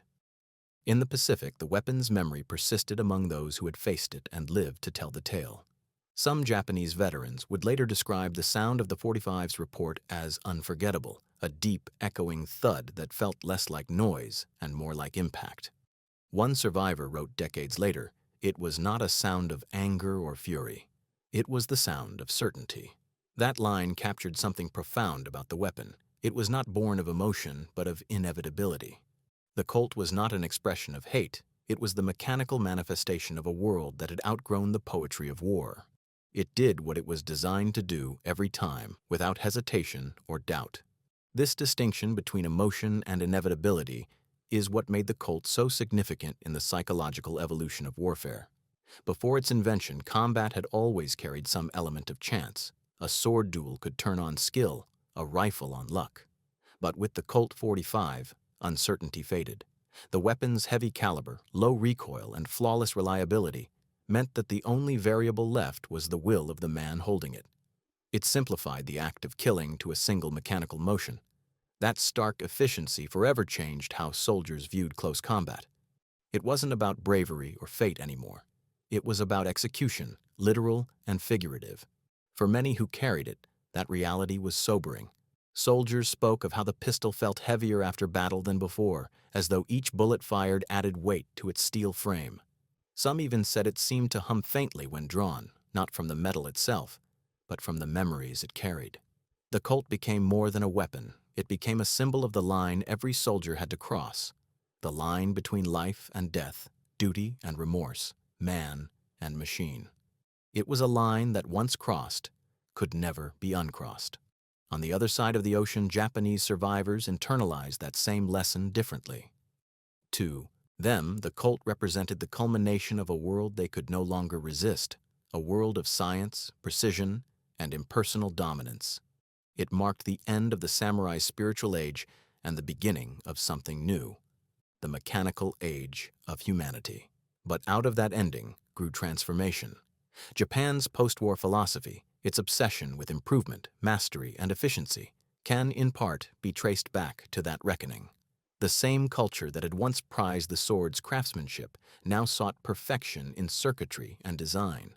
The spirit of Bushido did not vanish. It evolved, finding expression in innovation rather than destruction. Meanwhile, the Americans, buoyed by their victory, carried the Colt's legacy into every conflict that followed.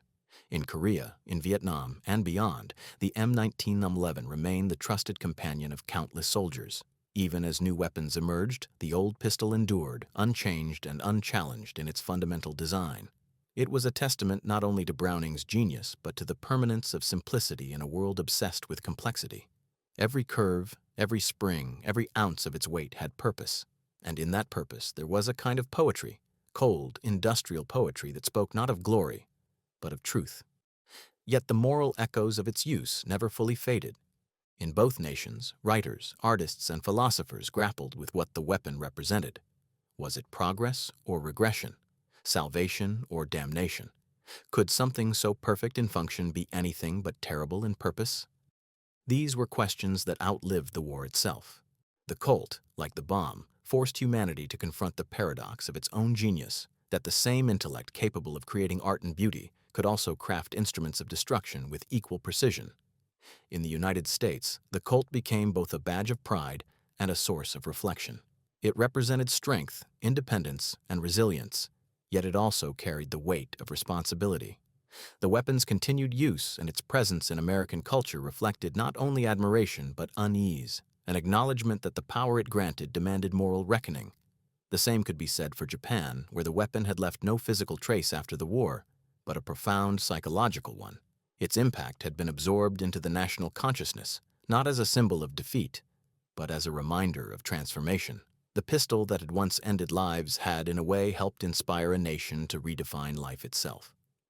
Over time, as generations passed and memories faded, the Colt 45 story became history, studied, analyzed, even mythologized. But for those who knew its sound, its feel, its recoil, it never became distant. The men who had faced it or fired it could never think of it as an artifact. It remained in their minds, alive, as if somewhere, in the stillness of their memories, the metallic click of its slide could still be heard. In truth, the Colt 45 was never just a gun. It was a lesson written in steel, that progress has no mercy and that courage, no matter how pure, must evolve or perish. The Japanese troops who first met it learned that lesson through terror and astonishment. The Americans who carried it learned it through survival and regret. And the world, watching from the distance of history, continues to wrestle with what that meeting meant, the day when honor met engineering, and the future was decided by the pull of a trigger. In the decades that followed the Second World War, the Colt 45 M1911 lingered in the collective consciousness like a ghost that refused to fade. It was not just remembered as a weapon, it was remembered as a moment when the old world, bound by codes of honor and faith in human will, collided with the relentless advance of technology. A moment when men on both sides of the Pacific realized that war had changed forever. For those who lived through it, the memory of the Colt was inseparable from the memory of that realization. Every shot fired from its barrel had carried not just a bullet, but a truth too heavy for many to face at the time, that courage alone could no longer shape destiny. To American soldiers, the Colt was the ultimate equalizer. It gave them confidence in situations where everything else was uncertain. When trapped in close quarters, when rifles were useless, or when ammunition was running low, the Colt became their final line of defense. It was small, but it carried a sense of finality that no other weapon could match. Soldiers often described it as having a presence, a weight that went beyond its metal frame.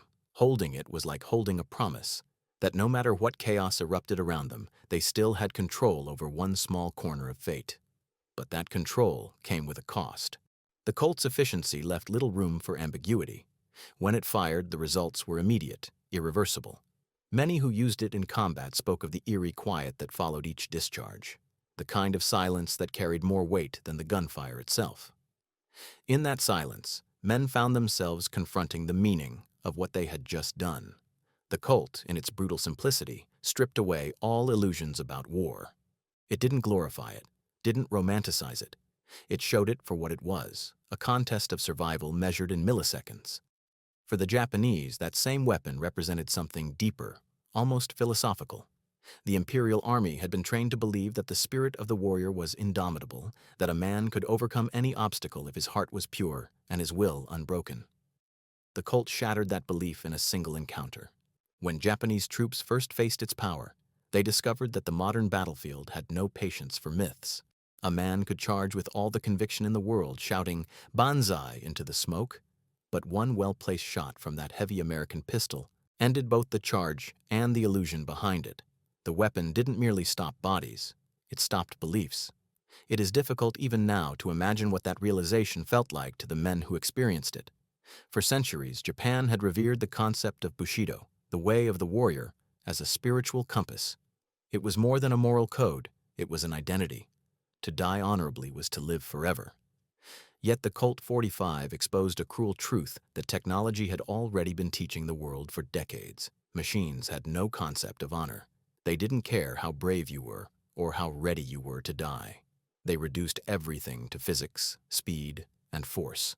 And when Bushido met ballistics, the outcome was inevitable. American soldiers, though on the winning side, weren't untouched by that same revelation.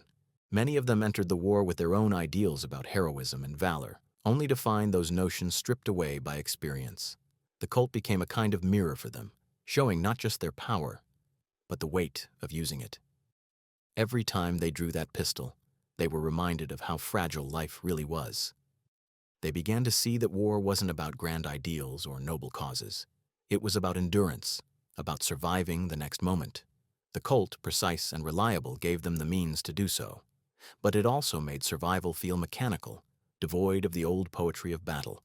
It turned men into extensions of machinery, their humanity caught somewhere between the recoil and the silence that followed.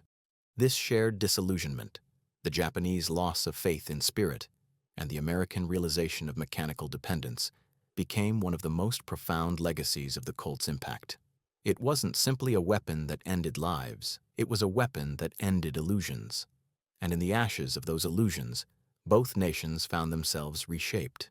Japan, stripped of its warrior myth, turned its obsession with mastery inward, channeling it into industry and art.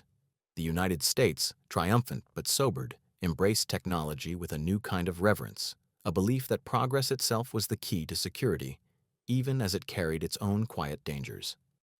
In the decades that followed, the Colt 45 continued to serve in wars across the globe, carried by new generations who had never seen the jungles of the Pacific. To them, it was just another weapon, trusted for its reliability. But among older soldiers, those who had seen what it could do, the pistol remained sacred, even feared. They spoke of it the way one might speak of a storm or a natural force, something that could save you or destroy you depending on how you used it. Some veterans claimed they could still feel the weapon's presence even years after parting with it.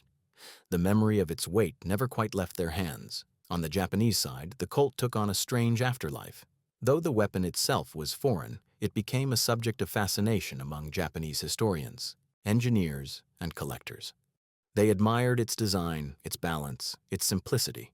It represented everything they had come to value in the post-war era: precision, efficiency, and functionality. But alongside that admiration was a quiet sense of melancholy. The weapon that had once humiliated their military now symbolized the very virtues they aspired to embody in peacetime. In that irony lay a kind of reconciliation, an acknowledgement that even in defeat, lessons could be inherited. In American culture, meanwhile, the Colt became mythologized. Movies turned it into a symbol of justice and resolve. Cowboys and detectives carried it on screen, its heavy report echoing through theaters like a promise of righteousness. Yet for those who had used it in real combat, that cinematic glamour felt hollow. The Colt they remembered didn't make men heroes. It reminded them of their humanity. It was a weapon of necessity, not glory. It had saved lives, but it had also taken them. And in war, those two acts were inseparable. As time went on, the Colt came to embody something larger than either the soldiers who used it or the wars it fought in. It became a metaphor for the human relationship with technology, the tension between dependence and fear, mastery and submission. The weapon's perfection in design reflected the perfection humanity strives for in all its creations, and the consequences that perfection inevitably brings. The Colt didn't make men more courageous, it made them more capable. But capability, as history has shown, is never neutral. It demands judgment, restraint, and understanding, qualities that the weapon itself could never provide. Both America and Japan emerged from their confrontation with the Colt changed, though in opposite ways. America learned the intoxicating power of its own innovation. Japan learned the necessity of humility before that power. Together, their intertwined stories became a lesson for the world, a reminder that progress without reflection leads to tragedy, and that even the most advanced weapon can reveal as much about the soul as it does about science. By the late 20th century, the Colt 45 had become an object of reverence for collectors, soldiers, and historians. Some saw it as a relic of a simpler time in warfare, before missiles, drones, and digital targeting had turned combat into abstraction. Others saw it as the beginning of that very abstraction, the moment when human conflict ceased to be a matter of honor and became a matter of mechanics. Either way, it held a place of quiet importance, bridging the gap between eras. It was the weapon that marked the end of one kind of world and the beginning of another. And for those who still remembered what it sounded like, the low, concussive thump of the 45 round echoing through the jungle, the memory never dulled. That sound carried with it everything that war truly is. Not glory, not purpose, but consequence. It was the sound of a truth humanity keeps, learning over and over that no matter how far technology advances, every weapon is still, at its heart, a reflection of the person who holds it. As the years wore on and the men who had once fought across the Pacific grew old, the stories of the Colt 45 began to drift from memory into legend. Yet the truth of its impact never faded. To understand the Colt was to understand the changing soul of warfare itself, a transition from the romanticism of courage to the cold reality of physics and precision. For both America and Japan, the weapon had not merely been a tool of destruction, it had been a teacher. It had taught lessons no general could articulate and no propaganda could disguise. It was a reminder that in the age of machines, human will alone was no longer the deciding factor in survival. In the quiet suburbs of post-war America, veterans would sometimes take their pistols from drawers or footlockers and simply hold them, as if to make sense of the past. The metal felt cool and solid, unchanged, even as everything else in their lives had moved on. Some had inscribed names or initials on the grips, small acts of ownership that had once felt defiant in the chaos of war. Others had kept them untouched, as if afraid to disturb what they represented. For some, the Colt was a talisman, a reminder of strength and resilience. For others, it was a burden, a fragment of memory too heavy to discard. Many of those veterans never spoke openly about what the pistol meant to them. The younger generation saw only the object, not the weight it carried.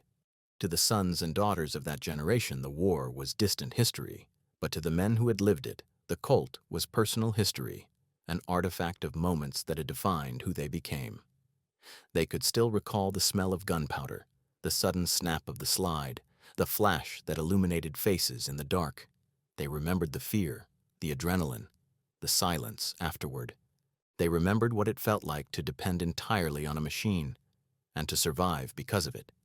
In Japan, the memories were no less vivid, though they carried a different tone.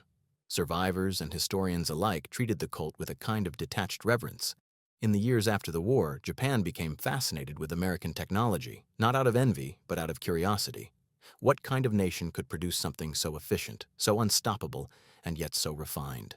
Engineers studied everything they could get their hands on: American vehicles, radios, tools, and yes, weapons. The Colt 45 was one of those studied objects, not for its lethality, but for what it represented: mastery of craft. To the Japanese mind, it was a lesson in the art of form-serving function, of simplicity concealing depth. And in that lesson lay the seeds of their industrial renaissance. Ironically, the very weapon that had once symbolized the destruction of Japanese ideals would later influence the design philosophy that defined Japan's recovery. Precision, reliability, minimalism, these were the values that made the Colt deadly, and they became the same values that powered Japan's rebirth. The weapon that had silenced the Bushido charge became, in an abstract sense, the father of Japan's new spirit, the spirit of craftsmanship without illusion. The same attention once devoted to the forging of swords was now given to the construction of cameras, engines, and watches. The Colt had destroyed the myth that courage could overcome machinery, but it had also inspired a generation to master the machinery itself. For America, the Colt remained both a comfort and a question. It was woven into the fabric of national identity, appearing everywhere from military manuals to movies to museums.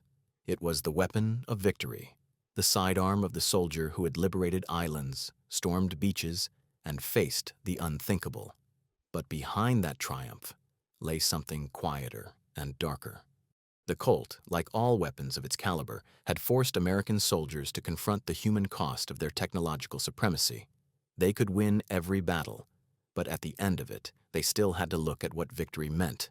It meant holding a weapon that could end a life faster than thought. It meant surviving because someone else didn't. The Colt didn't allow distance. Unlike rifles or artillery, it was intimate. When fired, it was always personal. You had to be close enough to see the face of the person it struck. That proximity left marks deeper than the physical. American veterans often described the pistol as the most honest weapon they carried. There was no abstraction, no illusion of heroism. Just you, the weapon, and another human being caught in the same storm of fear. In that honesty lay both its terror and its truth. The weapon also carried a kind of moral weight that transcended its function.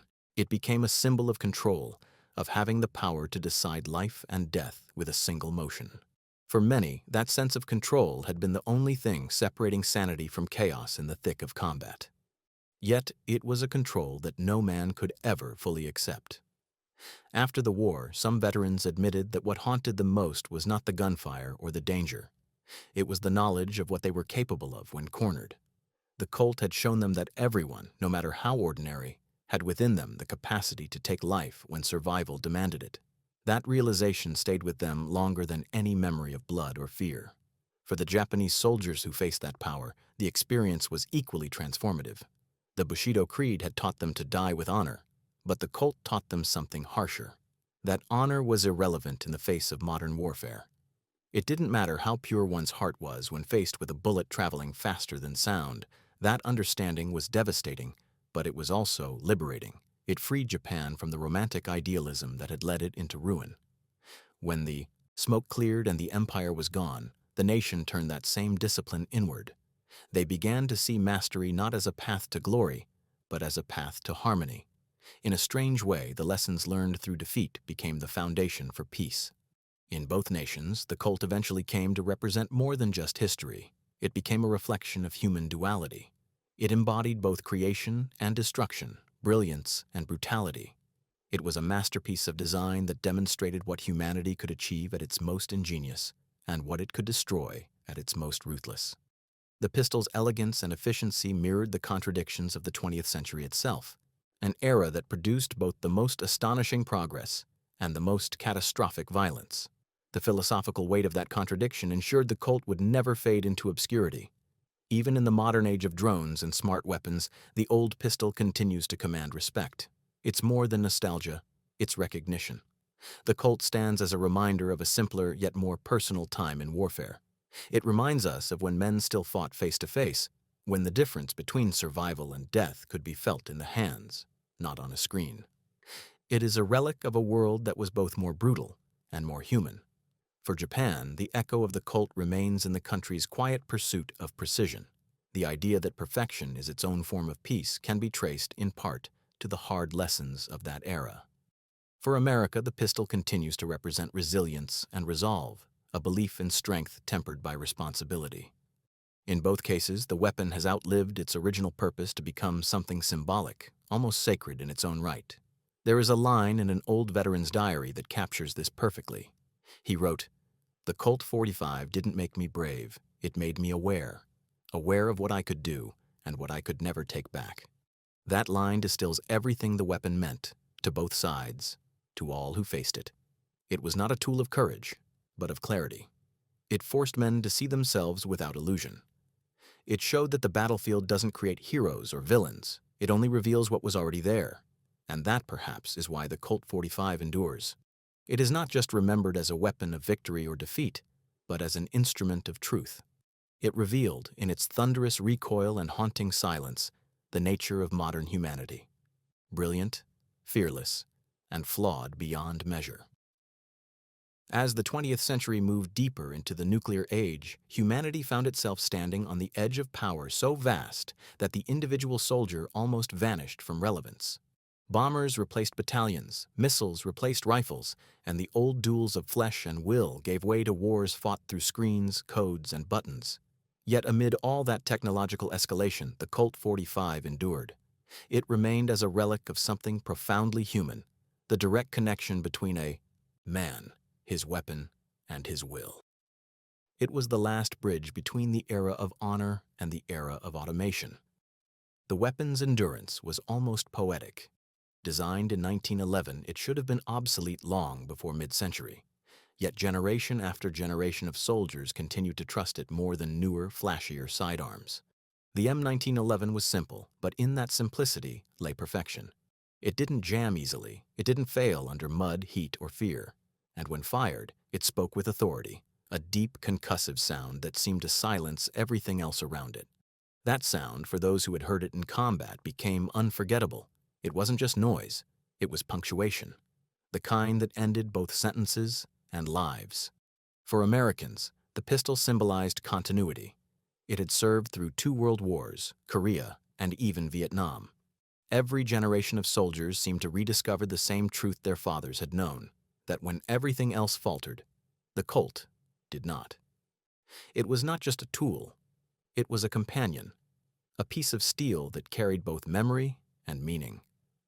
Some veterans claimed they could feel its steadiness in their hands even decades after they had last held it.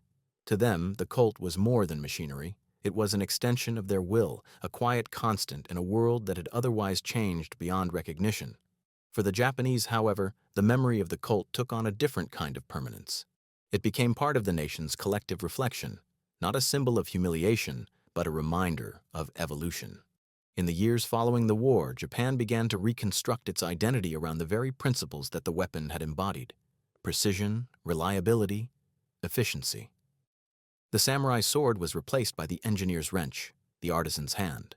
The ideal of mastery survived. It simply adapted. The Colt, in its foreign perfection, had become a kind of distant mirror for Japan's transformation. It had shown what could be achieved when form and function became one. In a sense, the weapon bridged 2 worlds, the spiritual and the mechanical. The Japanese soldier had gone to war believing that purity of spirit was everything. The American soldier had gone believing in the power of machines and discipline. The Colt 45 forced both to confront the truth that neither spirit nor machinery alone could define victory. It was the synthesis of the two, will guided by precision, that determined who lived and who didn't. That lesson echoed far beyond the battlefield. In industry, art, and philosophy, it shaped how both nations approached the future.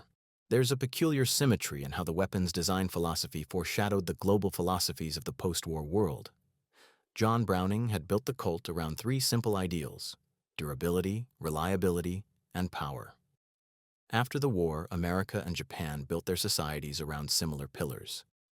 America became the dominant power, priding itself on strength and endurance. Japan became the symbol of reliability and precision. In an odd way, the weapon that had once divided them had also predicted their futures. The Colt's mechanical DNA seemed to carry forward into both nations' identities, one as the unstoppable force, the other as the unshakable craftsman. But for those who remembered the weapon not as symbol, but as experience, its legacy remained deeply personal. In the hands of a frightened 19-year-old Marine on Iwo Jima or a desperate Japanese defender in a jungle trench, the Colt had been the end of one story and the beginning of another. Every shot fired had been a transaction, a trade between survival and loss. Some men fired in panic, others with grim resolve, but all of them were changed by the act. The recoil of the .45 was more than physical. It was moral, spiritual, eternal. Many veterans carried that memory silently for the rest of their lives. When they spoke of the war, they often skipped over the details of firefights and tactics. But when they mentioned the Colt, their voices changed, softened, slowed, as though they were remembering not a weapon, but an emotion. Some described it as comforting, others called it terrible. One Marine interviewed in the 1970s summed it up perfectly. "It felt like God's hand in mine." And that scared me. That sentence captured the essence of what the Colt had meant to those who depended on it. It was both salvation and damnation, an artifact of necessity that carried the burden of its own perfection. For the Japanese, recollections were just as complex. Many veterans described seeing the .45's power for the first time as a kind of awakening. They had entered the war believing that strength of heart could overcome all odds. But when they saw comrades fall instantly, when they realized that courage did not slow a bullet, their worldview cracked. Some saw that realization as despair, others saw it as revelation. In the post-war years, Japanese thinkers would write of that moment as the point when the nation's heart turned inward. The courage that had once sought death began to seek excellence. The will to fight became the will to create. In that transformation, one can trace a quiet line back to the first moment a Japanese soldier saw what a Colt .45 could do. The weapon's legacy wasn't only physical or psychological, it was philosophical. It encapsulated one of humanity's oldest struggles, the tension between spirit and science, between honor and efficiency. The Colt did not destroy that tension, it illuminated it. It showed that the two could never be truly separated. A weapon, no matter how perfect, was meaningless without the will behind it. But will, without the tools to manifest it, was just a ghost. In that paradox lay the essence of modern war and modern civilization itself. Even now, over a century since its creation, the Colt .45 endures as both an icon and a question. It represents the apex of human craftsmanship and the abyss of human violence, often at the same time. Its sleek frame and mechanical certainty stand as a monument to what people can build, and a reminder of what they can destroy. Museums display it behind glass, collectors polish it to a mirror sheen, and historians write about it with reverence. But for those who know its story, it is never just a beautiful machine. It is a mirror reflecting the face of modern humanity, capable, determined, and haunted by its own creations. Every weapon tells a story about the people who made it, and the people who faced it. The Colt's story is about balance between courage and caution, mastery and humility past and future. For the Americans, it confirmed faith in innovation. For the Japanese, it taught reverence for adaptation. Together, those lessons became part of a larger truth. That human progress is not the triumph of one philosophy over another, but the merging of opposites, precision guided by purpose, power restrained by conscience. As the last veterans of that war passed away, their memories faded into silence. But the Colt remained, gleaming in museums, in private collections, in the hands of those who still revered its design. It survived not because it was a weapon, but because it was a story, the story of what happens when the unbreakable spirit of one culture meets the unyielding logic of another. The moment those two forces collided in the jungles of the Pacific, the world changed. The sword gave way to the bullet, the myth to the machine, the man to the moment. And somewhere, in that shift, the Colt .45 became more than metal. It became memory, the echo of an age when courage met its match in craftsmanship, and when the future announced itself with a single, thunderous shot. In the quiet decades after the war, when the roar of artillery had long faded into memory and the veterans' stories were fading with them, the Colt .45 lingered in a way few weapons ever could. It wasn't worshipped, and it wasn't despised. It was remembered as something that defined the line between eras.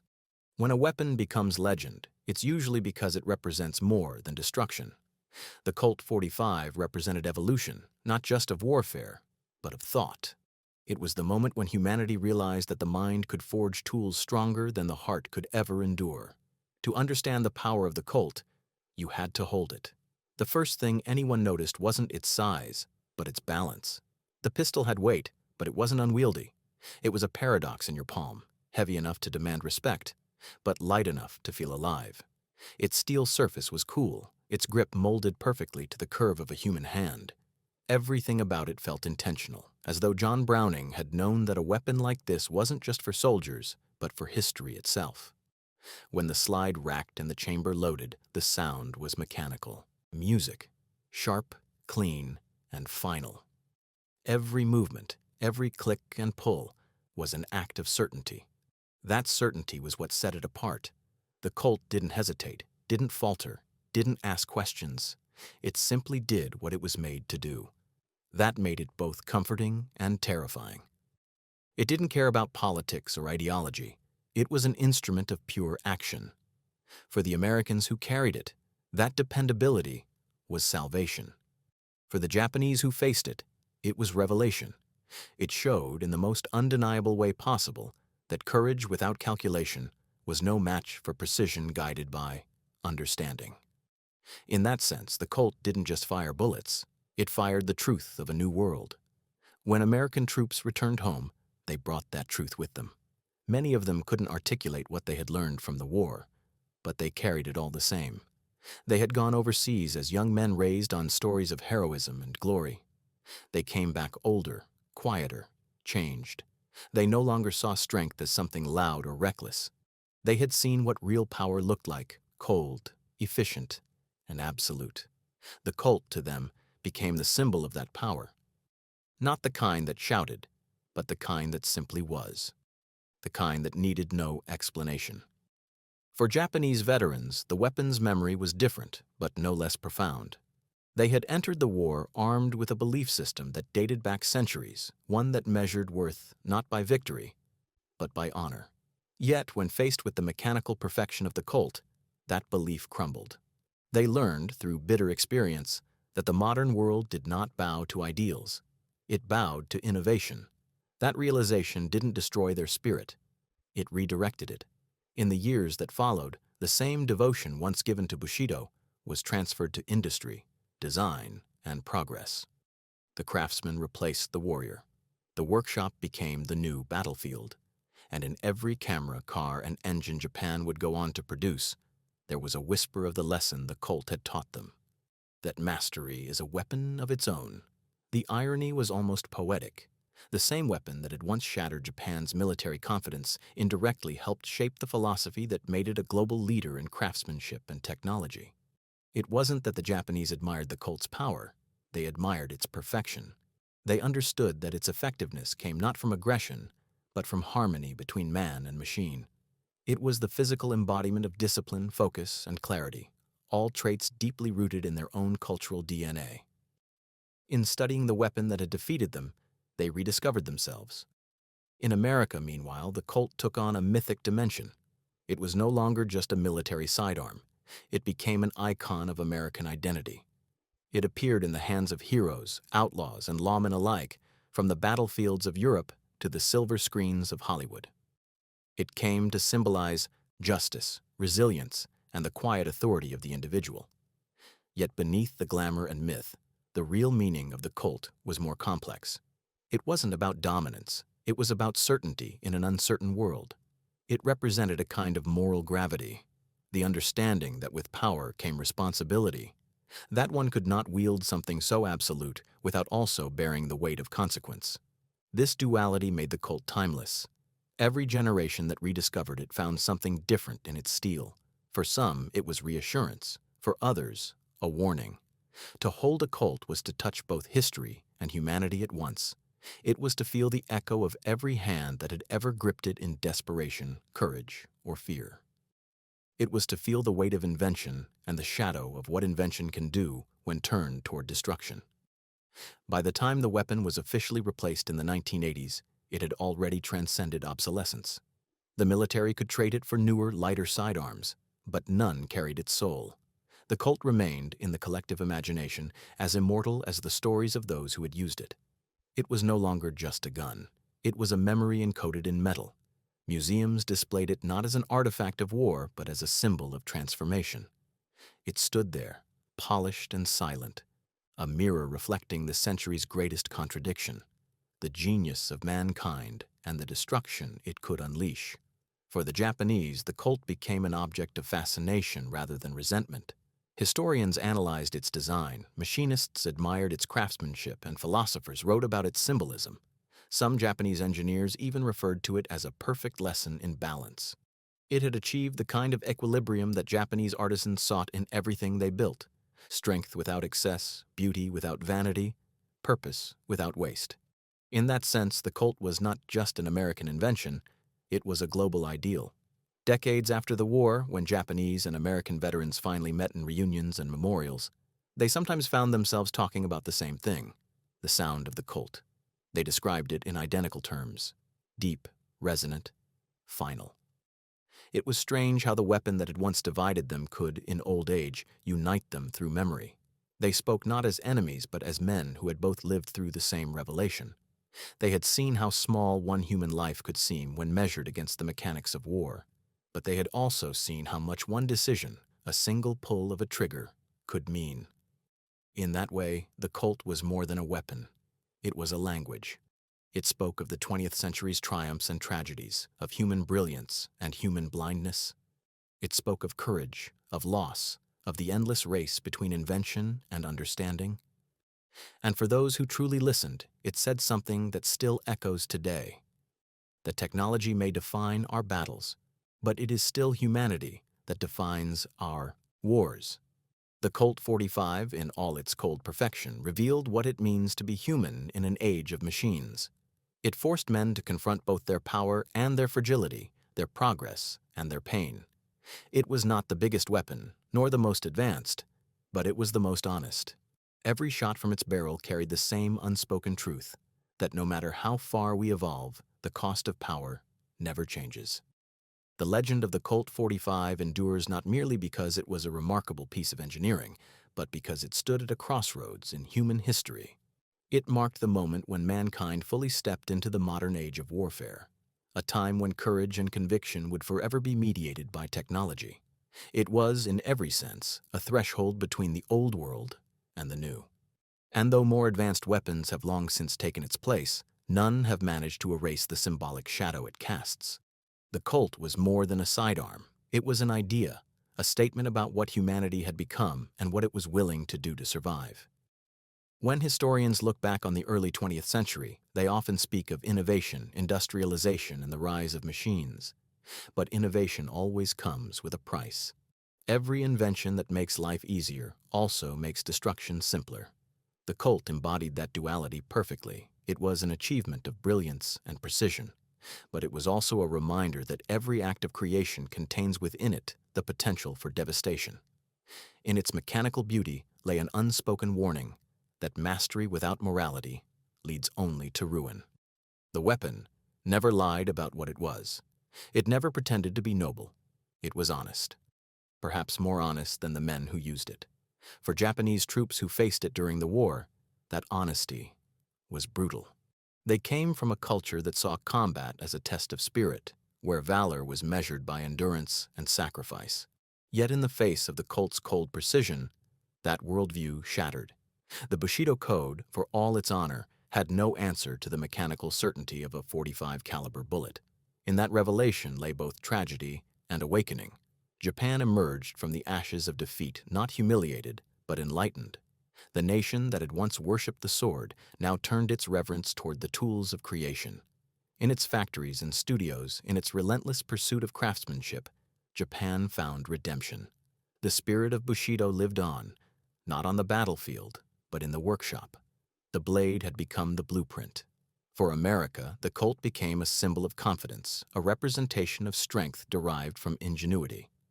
It reassured the nation that progress, when guided by discipline, could overcome even the fiercest resistance. Yet within that pride was a seed of reflection. Those who carried the weapon in combat knew that its power came with an unshakable cost. To use it was to wield something absolute, and absolutes have a way of changing those who touch them. The Colt demanded not just skill but responsibility. It was not a weapon for the careless or the cruel. It punished arrogance as swiftly as it rewarded control. In that way, it taught a quiet lesson that would echo far beyond the battlefield, that real power lies not in force, but in restraint. Even now, more than a century after its creation, the Colt 45 continues to occupy a strange and sacred place in the human story. It is both artifact and mirror. In its design, one can see the pinnacle of craftsmanship. In its purpose, the depths of human violence. It reminds us that the same intelligence capable of creating music, art, and beauty can also devise tools of terrible efficiency. The line between creation and destruction has never been thinner than it was in the hands of a soldier gripping a Colt. Yet perhaps that thinness is what makes the weapon so unforgettable. It doesn't just represent conflict, it represents choice. Every pull of its trigger was a decision, deliberate and irrevocable. There is something haunting in that realization. Technology continues to advance, pushing humanity ever further from the immediacy of such choices. Modern warfare is fought through screens, satellites, and drones, wars where distance hides consequence. But the Colt belonged to an age when death still had a face, when power was still personal. It demanded proximity. It required its wielder to stand close enough to see, to feel, to know. In that closeness lay both horror and humanity. The weapon's enduring relevance comes not from nostalgia, but from the truth it carries. That power without empathy is not progress. It is regression disguised as victory. Among collectors and historians, the Colt is now treated almost as a relic of faith. Not faith in violence, but in craftsmanship. They speak of it with the reverence reserved for fine instruments, noting its precision, its balance, its impossible durability. It remains a testament to the idea that perfection is achievable, but always dangerous. Every curve of its frame, every mechanical motion reflects the beauty of purpose-meeting design. And yet it also reminds us of the fragility of that beauty, of how easily mastery can become destruction when guided by fear instead of understanding. For both America and Japan, the story of the Colt 45 is ultimately a story of transformation. The Americans learned to wield their innovation with conscience. The Japanese learned to transform defeat into discipline. The gun that once divided them became, in its own quiet way, a teacher to both. It taught that courage without reflection leads to ruin, and that progress without humility leads to chaos. It showed that even in the darkest moments of history, there are lessons hidden in the recoil, lessons about who we are and what we might yet become. And so, the legacy of the Colt endures, not because of the wars it fought, but because of the truths it revealed. It taught that human strength lies not only in invention, but in the understanding of what that invention means. It showed that bravery is not measured by how fiercely one fights, but by how deeply one thinks before acting. It proved that technology, for all its power, is still an extension of the human hand, and therefore, of the human heart. Somewhere, in a museum display or a veteran's attic, a Colt 45 rests in silence. Its metal has dulled with time, its purpose long fulfilled. Yet it remains charged with memory. To hold it, even now, is to feel history breathe. You can almost hear the echo of 1,000 battles, the whispers of men who once believed in something greater than themselves, and the unspoken understanding that progress and destruction have always been two faces of the same coin. The Japanese troops who once faced it never forgot its impact, not just the physical blow of its bullets, but the philosophical blow it delivered. It forced them to confront the end of an age, the passing of the warrior ideal into the hands of the engineer. And for the Americans who carried it, the weapon became an emblem of modernity, a reminder that victory comes not only from courage, but from clarity. In the end, the Colt 45 was not just a weapon, it was a revelation. It revealed that the battlefield of the future would not be fought between men, but between ideas, between those who clung to the past and those who embraced the precision of the present, between those who sought meaning in sacrifice and those who found it in understanding. The Colt stood, silent and unchanging, at the center of that divide. It didn't choose sides, it didn't judge. It simply existed, as truth does, calm, efficient, eternal. And when the world finally looked back, when historians and dreamers tried to explain how a single pistol could carry so much meaning, the answer was simple, because it was never just about the gun. It was about what it forced people to see, about themselves, about war, and about the fragile balance between progress and humanity. The Colt 45 did not just change combat, It changed consciousness. It marked the point where faith met physics, where courage met consequence, and where the old world finally gave way to the new. That is the true legacy of the Colt 45. It was not only a tool of war, it was the mirror in which mankind first saw the reflection of its own power. And once that reflection appeared, it could never be unseen.